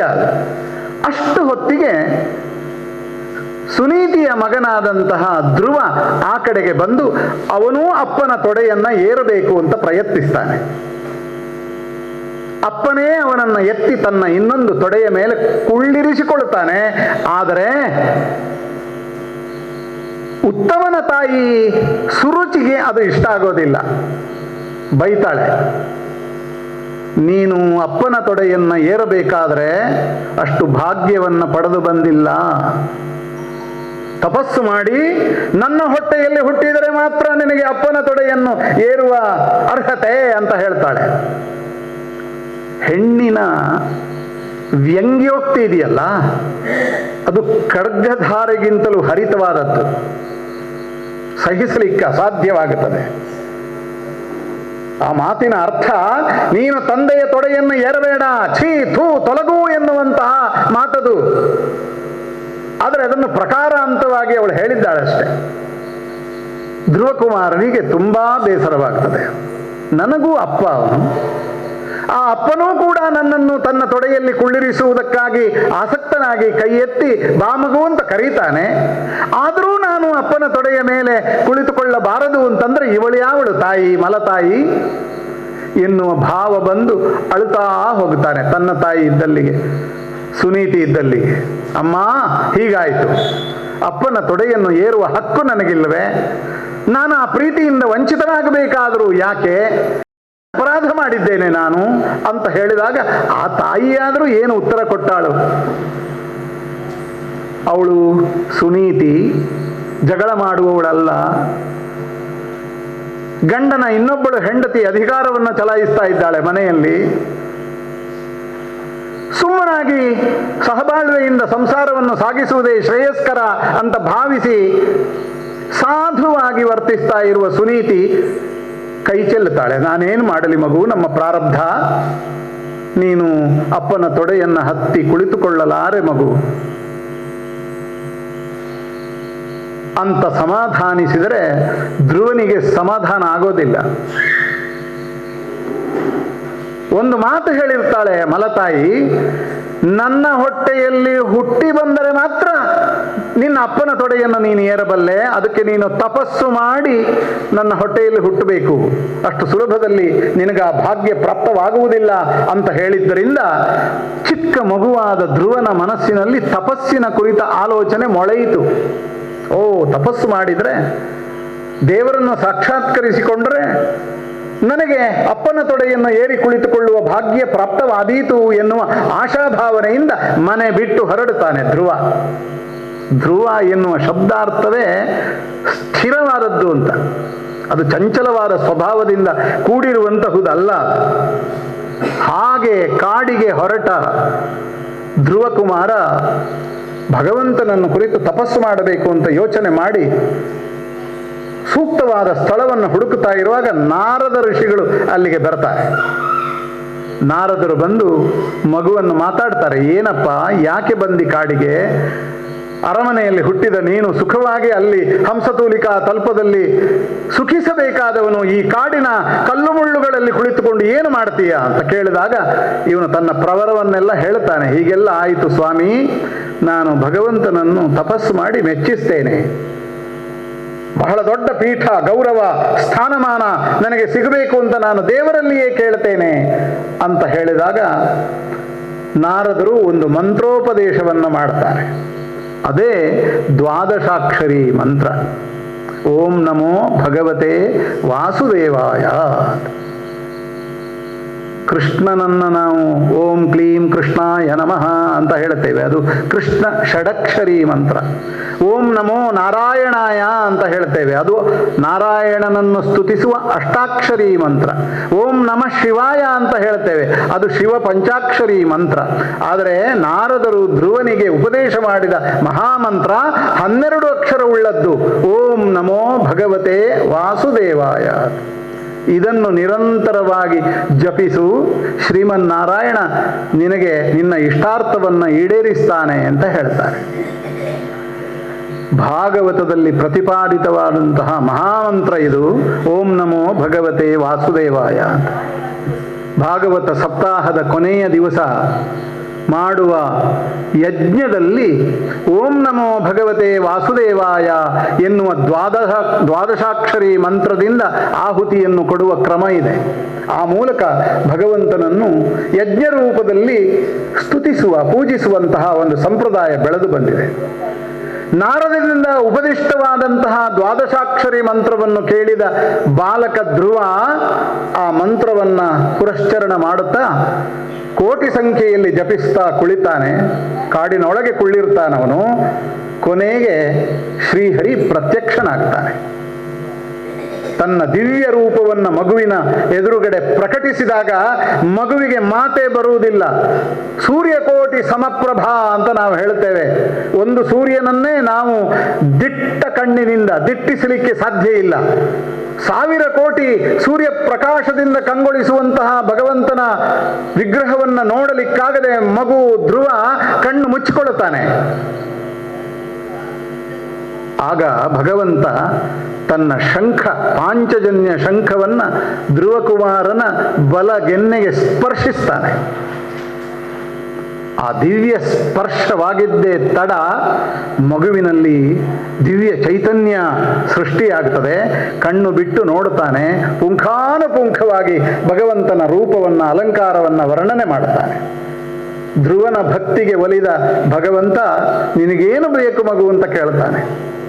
ನನಗೆ ಅಪ್ಪನ ತೊಡೆ ಏರುವ ಭಾಗ್ಯ ಸಿಗಲಿಲ್ಲ ದೇವರೇ ಅಂತ ಕಣ್ಣೀರು ಸುರಿಸುವ ಧ್ರುವನಿಗೆ, ಇಂತಹ ಅಪ್ಪಂದಿರ ತೊಡೆ ಅದು ಮುಖ್ಯವಾದ ಸ್ಥಾನವಲ್ವೋ, ನಿನಗೆ ಜಗತ್ತಿರುವವರೆಗೆ ಆಚಂದ್ರಾರ್ಕವಾದಂತಹ ಧ್ರುವ ಸ್ಥಾನವನ್ನು ಕಲ್ಪಿಸಿಕೊಡುತ್ತೇನೆ.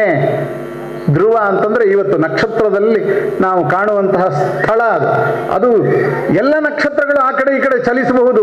ಧ್ರುವ ನಕ್ಷತ್ರ ಚಲಿಸೋದಿಲ್ಲ, ಸ್ಥಿರವಾದ ನಕ್ಷತ್ರ ಅದು. ಆ ಪರಮ ಪದವಿಯನ್ನ ಶ್ರೀಮನ್ನಾರಾಯಣ ಧ್ರುವ ಕುಮಾರನಿಗೆ ಕಲ್ಪಿಸ್ತಾನೆ. ಅವನ ಜೀವನಾಂತ್ಯದಲ್ಲಿ ಅಲ್ಲಿ ಹೋಗಿ ಅವನು ನಕ್ಷತ್ರವಾಗುತ್ತಾನೆ. ಭಗವಂತನಿಂದ ವರ ಪಡೆದ ಧ್ರುವ ಮತ್ತೆ ಹಿಂದಿರುಗಿ ಬಂದು ಅಪ್ಪ ಅಮ್ಮಂದಿರನ್ನು ಸೇರಿಕೊಳ್ತಾನೆ. ತಾವು ಮಾಡಿದ್ದು ಅಪರಾಧ ಅನ್ನುವುದು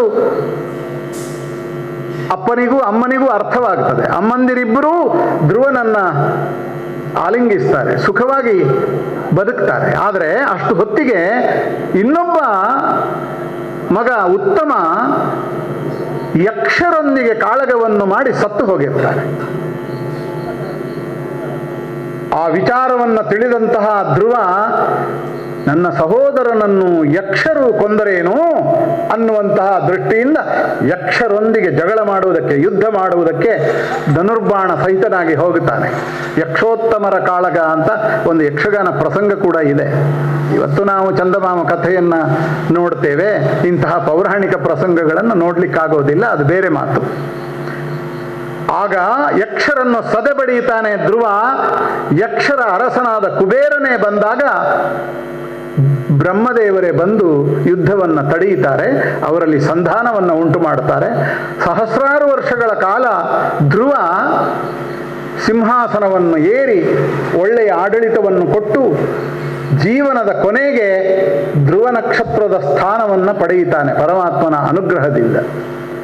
ಇದು ಧ್ರುವೋಪಾಖ್ಯಾನ ಎನ್ನುವ ಹೆಸರಿನಿಂದ ಭಾಗವತದಲ್ಲಿ ಬಹಳ ಮುಖ್ಯವಾದ ಸ್ಥಾನವನ್ನು ಪಡೆದಿದೆ. ಯಾಕೆ ಅಂದರೆ ಅದು ಭಗವಂತನ ದ್ವಾದಶಾಕ್ಷರಿ ಮಂತ್ರವನ್ನು ಹೇಳಿರುವುದರಿಂದ.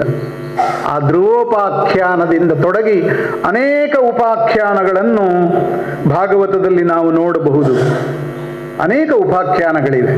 ಇವತ್ತು ಮತ್ತು ನಾಳೆ ನಾನು ಉಪಾಖ್ಯಾನಗಳ ಸುತ್ತವೇ ಪ್ರವಚನವನ್ನು ಕೇಂದ್ರೀಕರಿಸ್ತೇನೆ.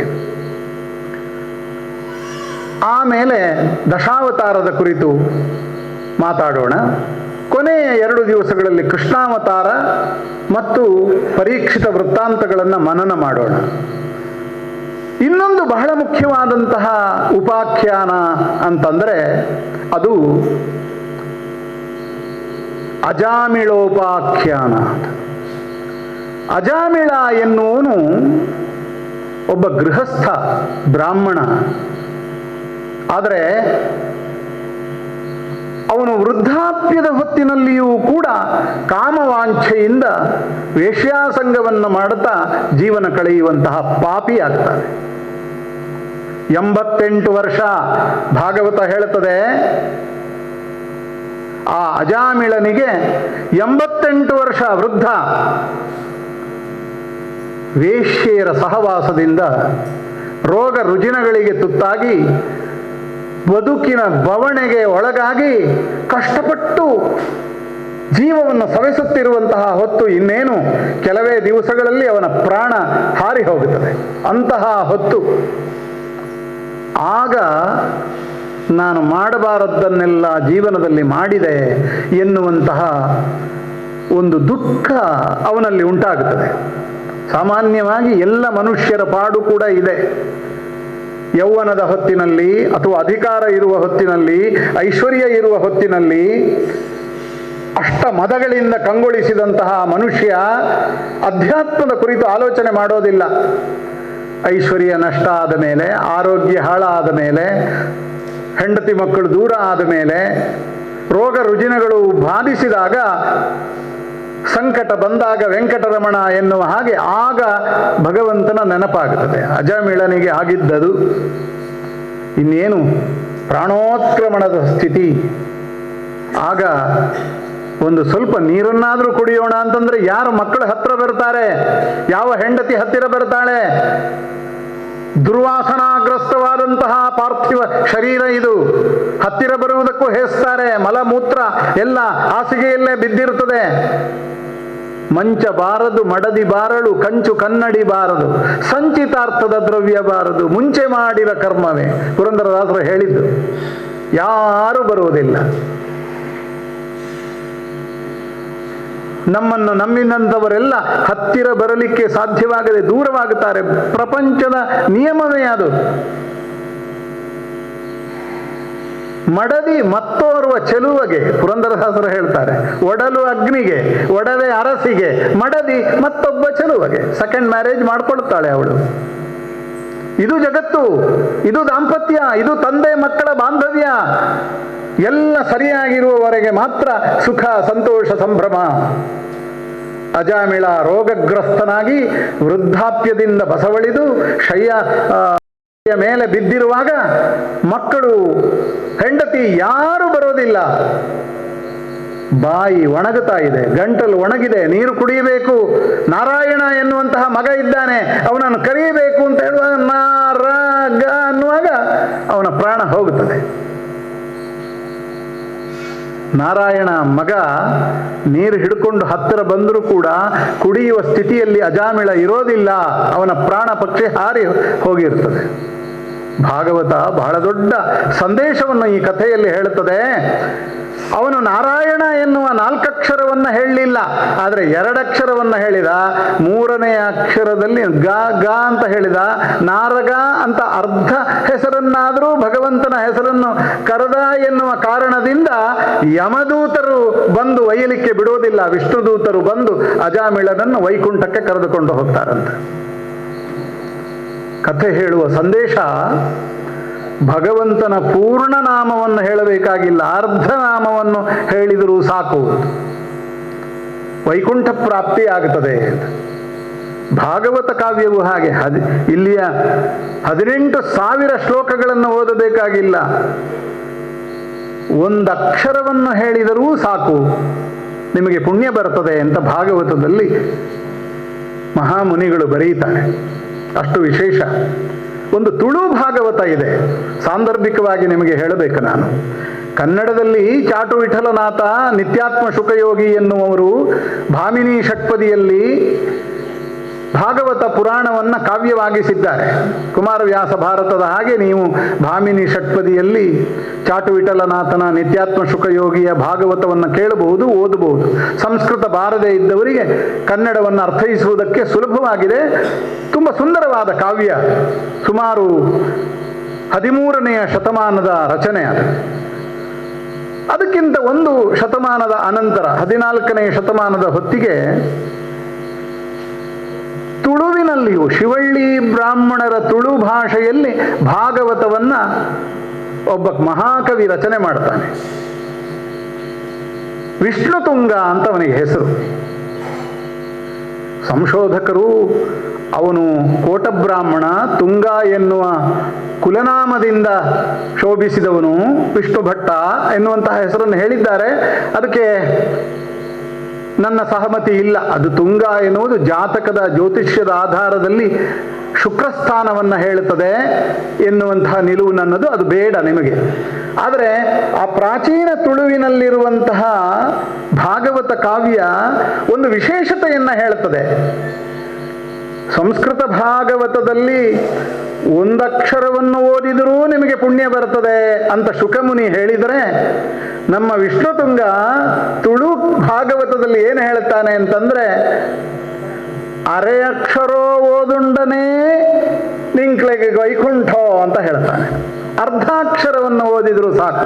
ಸಂಸ್ಕೃತದ 1 ಅಕ್ಷರ ಅಲ್ಲ, ಕನ್ನಡದ ಅರ್ಧಾಕ್ಷರವನ್ನು ಭಾಗವತದಲ್ಲಿ ಓದಿದ್ರು, ತುಳುವಿನ ಅರ್ಧಾಕ್ಷರವನ್ನು ಓದಿದ್ರು ವೈಕುಂಠ ಪ್ರಾಪ್ತಿ ಆಗ್ತದೆ. ಇದು ಭಾಷಾಭಿಮಾನ, ಮತ್ತೇನಲ್ಲ.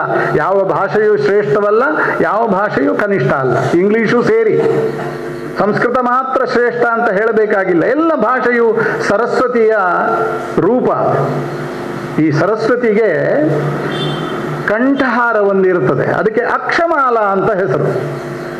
ಅಕ್ಷಮಾಲ ಅನ್ನುವುದಕ್ಕೆ ಸಂಸ್ಕೃತದಲ್ಲಿ ಅಕ್ಷ ಅಂದರೆ ಮರದ, ವೃಕ್ಷದಿಂದ ಮಾಡಿದ ಕಾಯಿ, ಪಗಡೆ ಆಟಕ್ಕೂ ಬಳಸ್ತಾರೆ. ಆದ್ರಿಂದ ಅದಕ್ಕೆ ಅಕ್ಷ ಆಟ, ಅಕ್ಷ ಕ್ರೀಡಾ ಅಂತ ಹೆಸರಿದೆ, ಇರಲಿ.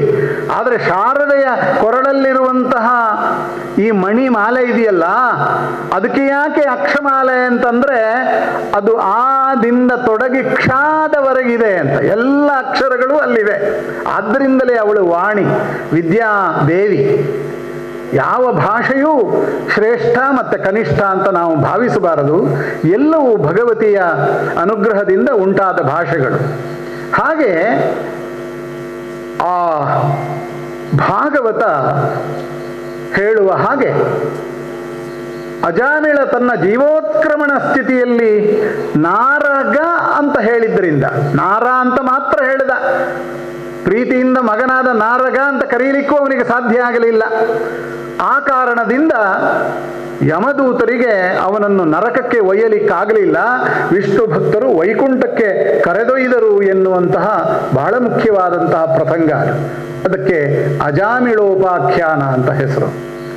ಇನ್ನೊಂದು ಉಪಾಖ್ಯಾನ ಬಹಳ ಮುಖ್ಯವಾದದ್ದು, ಅದಕ್ಕೆ ಪುರಂಜನೋಪಾಖ್ಯಾನ ಅಂತ ಹೆಸರು. ಪುರಂಜನ.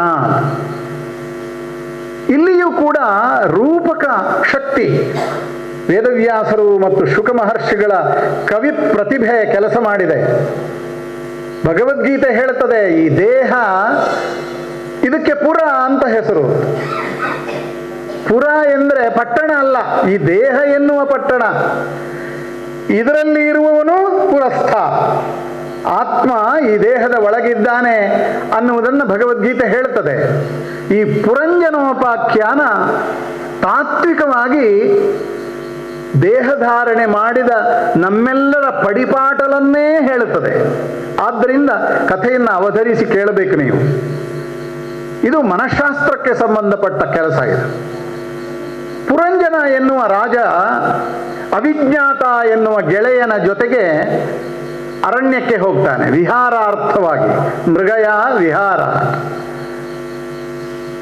ನಾವು ಮೈಸೂರಿನ ಮೃಗಾಲಯಕ್ಕೆ ಹೋಗ್ತೇವೆ, ಉದಕಮಂಡಲದ ಉಪವನವನ್ನು ವೀಕ್ಷಿಸ್ತೇವೆ. ಇನ್ನು ಹೆಚ್ಚು ದುಡ್ಡಿದ್ದವರು ಯುರೋಪ್ ಪ್ರವಾಸ ಮಾಡಿ ಸ್ವಿಟ್ಜರ್ಲ್ಯಾಂಡನ್ನು ನೋಡಿ ಅಲ್ಲಿಯ ಗುಲಾಬಿ ಹೇಗಿರ್ತದೆ ಅಂತ ನೋಡ್ತಾರೆ. ಇಲ್ಲಿಯ ಗುಲಾಬಿಯೇ ಅದು, ಸ್ವಲ್ಪ ಬೇರೆ ಬಣ್ಣದಲ್ಲಿ ಇರಬಹುದು ಅಷ್ಟೇ. ಪುರಾಣ ಕಾಲದಲ್ಲಿ ಪುರಂಜನ ಮೃಗಯ ವಿಹಾರಾರ್ಥವಾಗಿ ನದಿಯನ್ನು ವನವನ್ನು ನೋಡಿ ಸಂತೋಷವನ್ನು ತಂದುಕೊಳ್ಳಬೇಕು ಅಂತ ಗೆಳೆಯನ ಜೊತೆಗೆ ಹೊರಡ್ತಾನೆ. ಅವನ ಹೆಸರು ಅವಿಜ್ಞಾತ ಅಂತ. ಆ ಹೆಸರು ಅರ್ಥಪೂರ್ಣವಾದದ್ದೇ. ಅವಿಜ್ಞಾತ ಅಂದರೆ ಗೊತ್ತಿಲ್ಲದೆ ಇದ್ದವನು, ನನಗರಿವಿಲ್ಲದೆ ಇದ್ದವನು, ನನ್ನ ಪರಿಚಯಸ್ಥನಲ್ಲ ಅಂತ ಅರ್ಥ. ಅವಿಜ್ಞಾತವನು. ಆ ಹೆಸರುಗಳ ಮೂಲಕವೇ ಒಂದು ವಿಶೇಷಾರ್ಥವನ್ನ ವ್ಯಾಸರು ಹೇಳ್ತಾರೆ ಈ ಕಥೆಯಲ್ಲಿ. ಪುರಂಜನ ಮತ್ತು ಅವಿಜ್ಞಾತರಿಬ್ಬರು ಸೇರಿ ಮೃಗಯ ವಿಹಾರಕ್ಕೆ ಹೋಗಿ ಕಾಡಿನಲ್ಲಿ ಗೆಳೆಯ ದೂರ ಆಗುತ್ತಾನೆ. ಬೇಟೆ ಆಡ್ತಾ ಆಡ್ತಾ ಪುರಂಜನ ಒಬ್ಬನೇ ಗಹನಾರಣ್ಯವನ್ನ ಪ್ರವೇಶ ಮಾಡ್ತಾನೆ. ಅಲ್ಲಿ ಒಬ್ಬಳು ಅಪೂರ್ವ ಸುಂದರಿಯನ್ನು ನೋಡ್ತಾನೆ. ಹದಿಹರೆಯದ ಹೊಂಬಣ್ಣದ ಹುಡುಗಿ. ಬರೀ ಹುಡುಗಿ ಅಂತ ಹೇಳಿದರೆ ಆ ಚಿತ್ರ ನಿಮ್ಮ ಕಣ್ಣ ಮುಂದೆ ಬರುವುದಿಲ್ಲ. ಹದಿಹರೆಯ ಅಂತ ಹೇಳಬೇಕು, ಹೊಂಬಣ್ಣ ಅಂತ ಹೇಳಬೇಕು. ಆ ಹದಿಹರೆಯದ ಹೊಂಬಣ್ಣದ ಹುಡುಗಿಯನ್ನ ಕಂಡ ಪುರಂಜನನಿಗೆ ಅವಳ ಮೇಲೆ ಆಸಕ್ತಿ ಉಂಟಾಗುತ್ತದೆ, ಪ್ರೀತಿ ಉಂಟಾಗುತ್ತದೆ. ಪುರಂಜನನ ಪ್ರೇಮ ಭಿಕ್ಷೆಗೆ ಅವಳು ಒಪ್ಪುತ್ತಾಳೆ.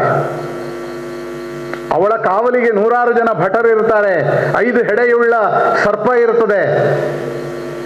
ಆದರೆ ಆ ಮೋಹಿನಿ ಪುರಂಜನನನ್ನು ಕರೆದುಕೊಂಡು 9 ದ್ವಾರಗಳಿರುವ ದೊಡ್ಡ ಕೋಟೆಯೊಂದರೊಳಗೆ ಕರೆದುಕೊಂಡು ಹೋಗ್ತಾಳೆ. ಎಷ್ಟೋ ವರ್ಷಗಳ ಕಾಲ ಅವರು ಸುಖವನ್ನು ಪಡೆಯುತ್ತಾರೆ ಅಲ್ಲಿ.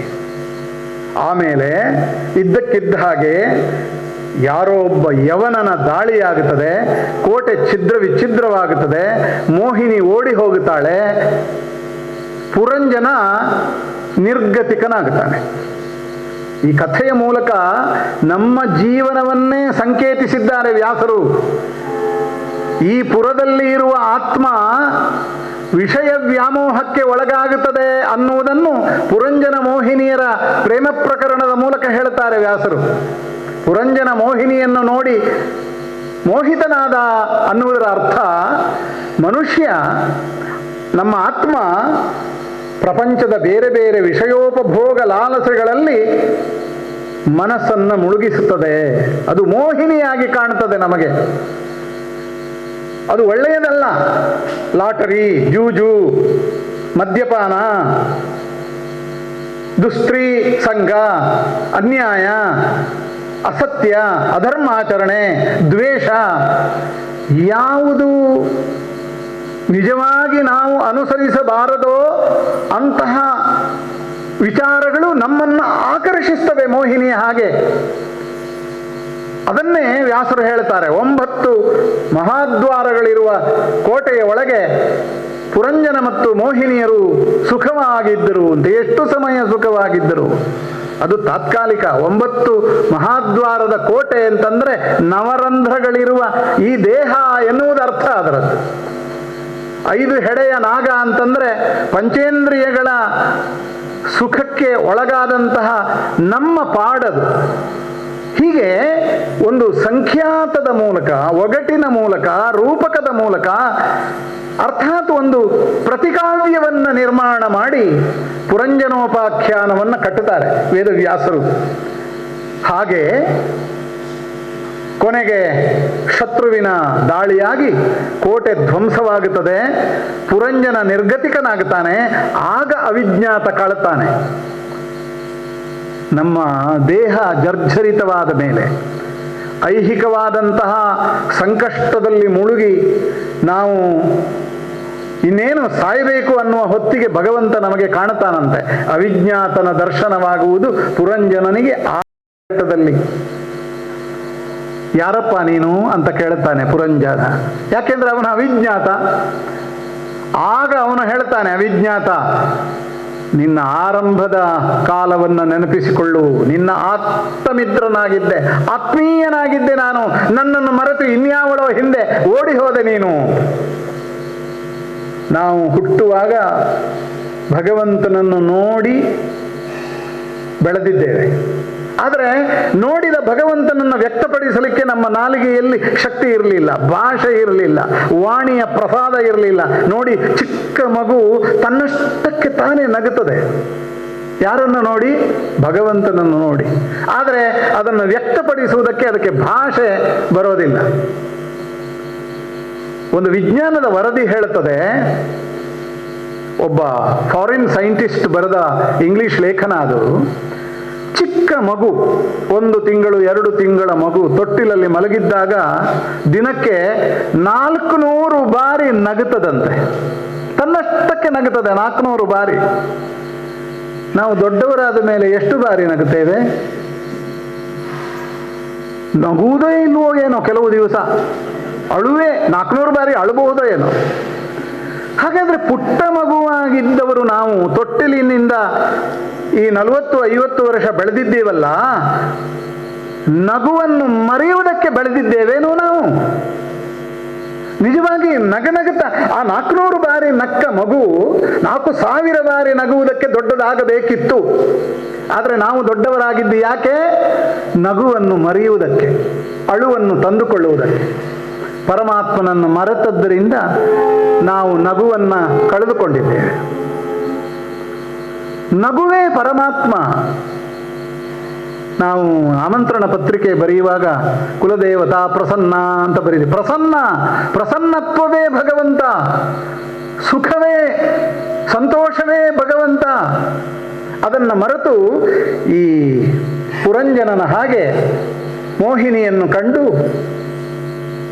9 ಮಹಾದ್ವಾರದ ಕೋಟೆಯ ಒಳಗೆ ಐಹಿಕ ಸುಖೋಪಭೋಗಗಳಲ್ಲಿ ಮಗ್ನರಾಗಿ ತಾತ್ಕಾಲಿಕವಾದಂತಹ ಸಂತೋಷವನ್ನೇ ಶಾಶ್ವತ ಎಂದು ಭ್ರಮಿಸಿ ಕೊನೆಗೊಂದು ದಿವಸ ಮೋಹಿನಿಯೂ ಇಲ್ಲ, ಕೋಟೆಯೂ ಇಲ್ಲ, ಹತ್ತಿರ ಬಂದ ವಿಜ್ಞಾತನು ಯಾರು ಅಂತ ನಮಗೆ ಗೊತ್ತಾಗದೆ ಇರುವಂತಹ ಒಂದು ದುಸ್ಥಿತಿಗೆ ಒಳಗಾಗುತ್ತೇವೆ. ಪುರಂಜನೋಪಾಖ್ಯಾನ ನಮ್ಮ ದೇಹದ, ನಮ್ಮ ಒಳಗಿರುವ ಆತ್ಮದ ಮತ್ತು ಅವಿಜ್ಞಾತನೆನ್ನುವ ಹೆಸರಿನ ಗೆಳೆಯನಾದ ಭಗವಂತನ ರೂಪಕವನ್ನು ಜೋಡಿಸಿ ಕಟ್ಟಿದ ಕಾವ್ಯಾತ್ಮಕವಾದ ಪುರಾಣ. ಅದಕ್ಕೆ ನಾನು ಹೇಳುವುದು, ಕಾವ್ಯವನ್ನು, ಪುರಾಣವನ್ನು ಯಥಾರ್ಥದಲ್ಲಿ ಗ್ರಹಿಸಬಾರದು. ಅವುಗಳು ಸಾಂಕೇತಿಕವಾದ ಅರ್ಥ ಸಮೃದ್ಧಿಯಿಂದ ಇವೆ. ಅವುಗಳನ್ನು ಹುಡುಕಿ ಅದನ್ನು ಅರ್ಥೈಸಿಕೊಂಡಾಗ ಮನಸ್ಸು ಪ್ರಫುಲ್ಲವಾಗುತ್ತದೆ. ಪುರಂಜನೋಪಾಖ್ಯಾನ ಅಂತಹ ವಿಶೇಷವಾದಂತಹ ಒಂದು ಸಾಂಕೇತಿಕ ಅರ್ಥ ಪರಂಪರೆಯನ್ನು ತಿಳಿಸುವಂತಹ ಕಥನ ಕಾವ್ಯವಾಗಿ ನಮ್ಮ ಮನಸ್ಸನ್ನು ಸೆಳೆಯುತ್ತದೆ. ಇನ್ನೂ ತುಂಬ ದೀರ್ಘವಾದ ವಿವರಗಳಿವೆ. ನೀವು ಓದುತ್ತಾ ಹೋದ ಹಾಗೆ ಪುರಂಜನೋಪಾಖ್ಯಾನದ ಆ ಕೋಟೆಯ ಒಳಗಡೆ ವಿಹರಿಸಲಿಕ್ಕೆ ಸಾಧ್ಯವಾಗುತ್ತದೆ. ಮನುಷ್ಯ ಜೀವನಕ್ಕೆ ಎಷ್ಟು ಸಾಮ್ಯ ಇದೆ, ಹೋಲಿಕೆ ಇದೆ ಅನ್ನುವುದು ಗೊತ್ತಾಗುತ್ತದೆ. ಈ ಕಥೆಯನ್ನು ಆಧರಿಸಿ ಸಂಸ್ಕೃತದಲ್ಲಿ ಒಂದು ಪ್ರಬೋಧ ಚಂದ್ರೋದಯ ಅಂತ ಒಂದು ನಾಟಕ ಬಹಳ ಹಿಂದೆ ರಚನೆಯಾಗಿದೆ.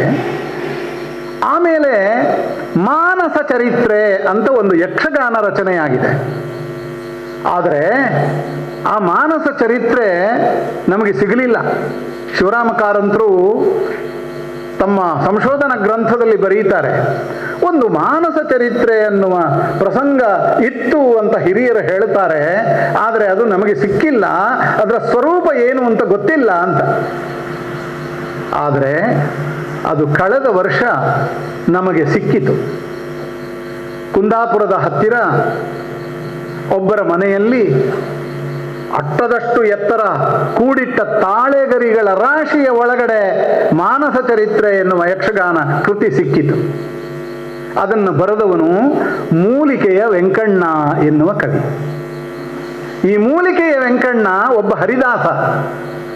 1800ರ ಆಸುಪಾಸಿನಲ್ಲಿ ಮೂಲ್ಕಿಗೆ ಬಂದವನು. ಎಲ್ಲಿಂದ?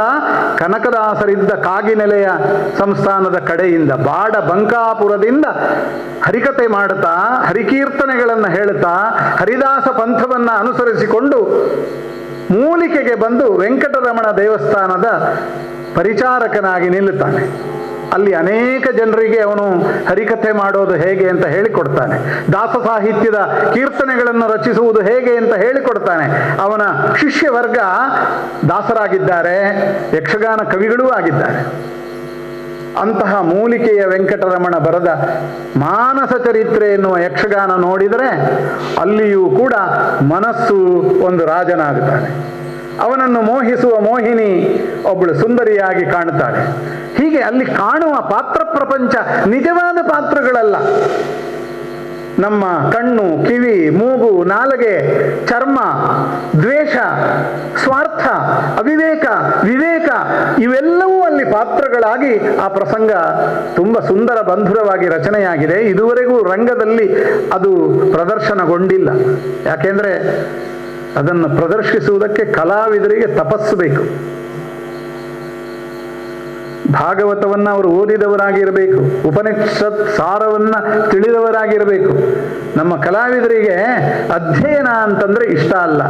ನೋವಿನಿಂದ ಹೇಳ್ತೇನೆ ಈ ಮಾತು.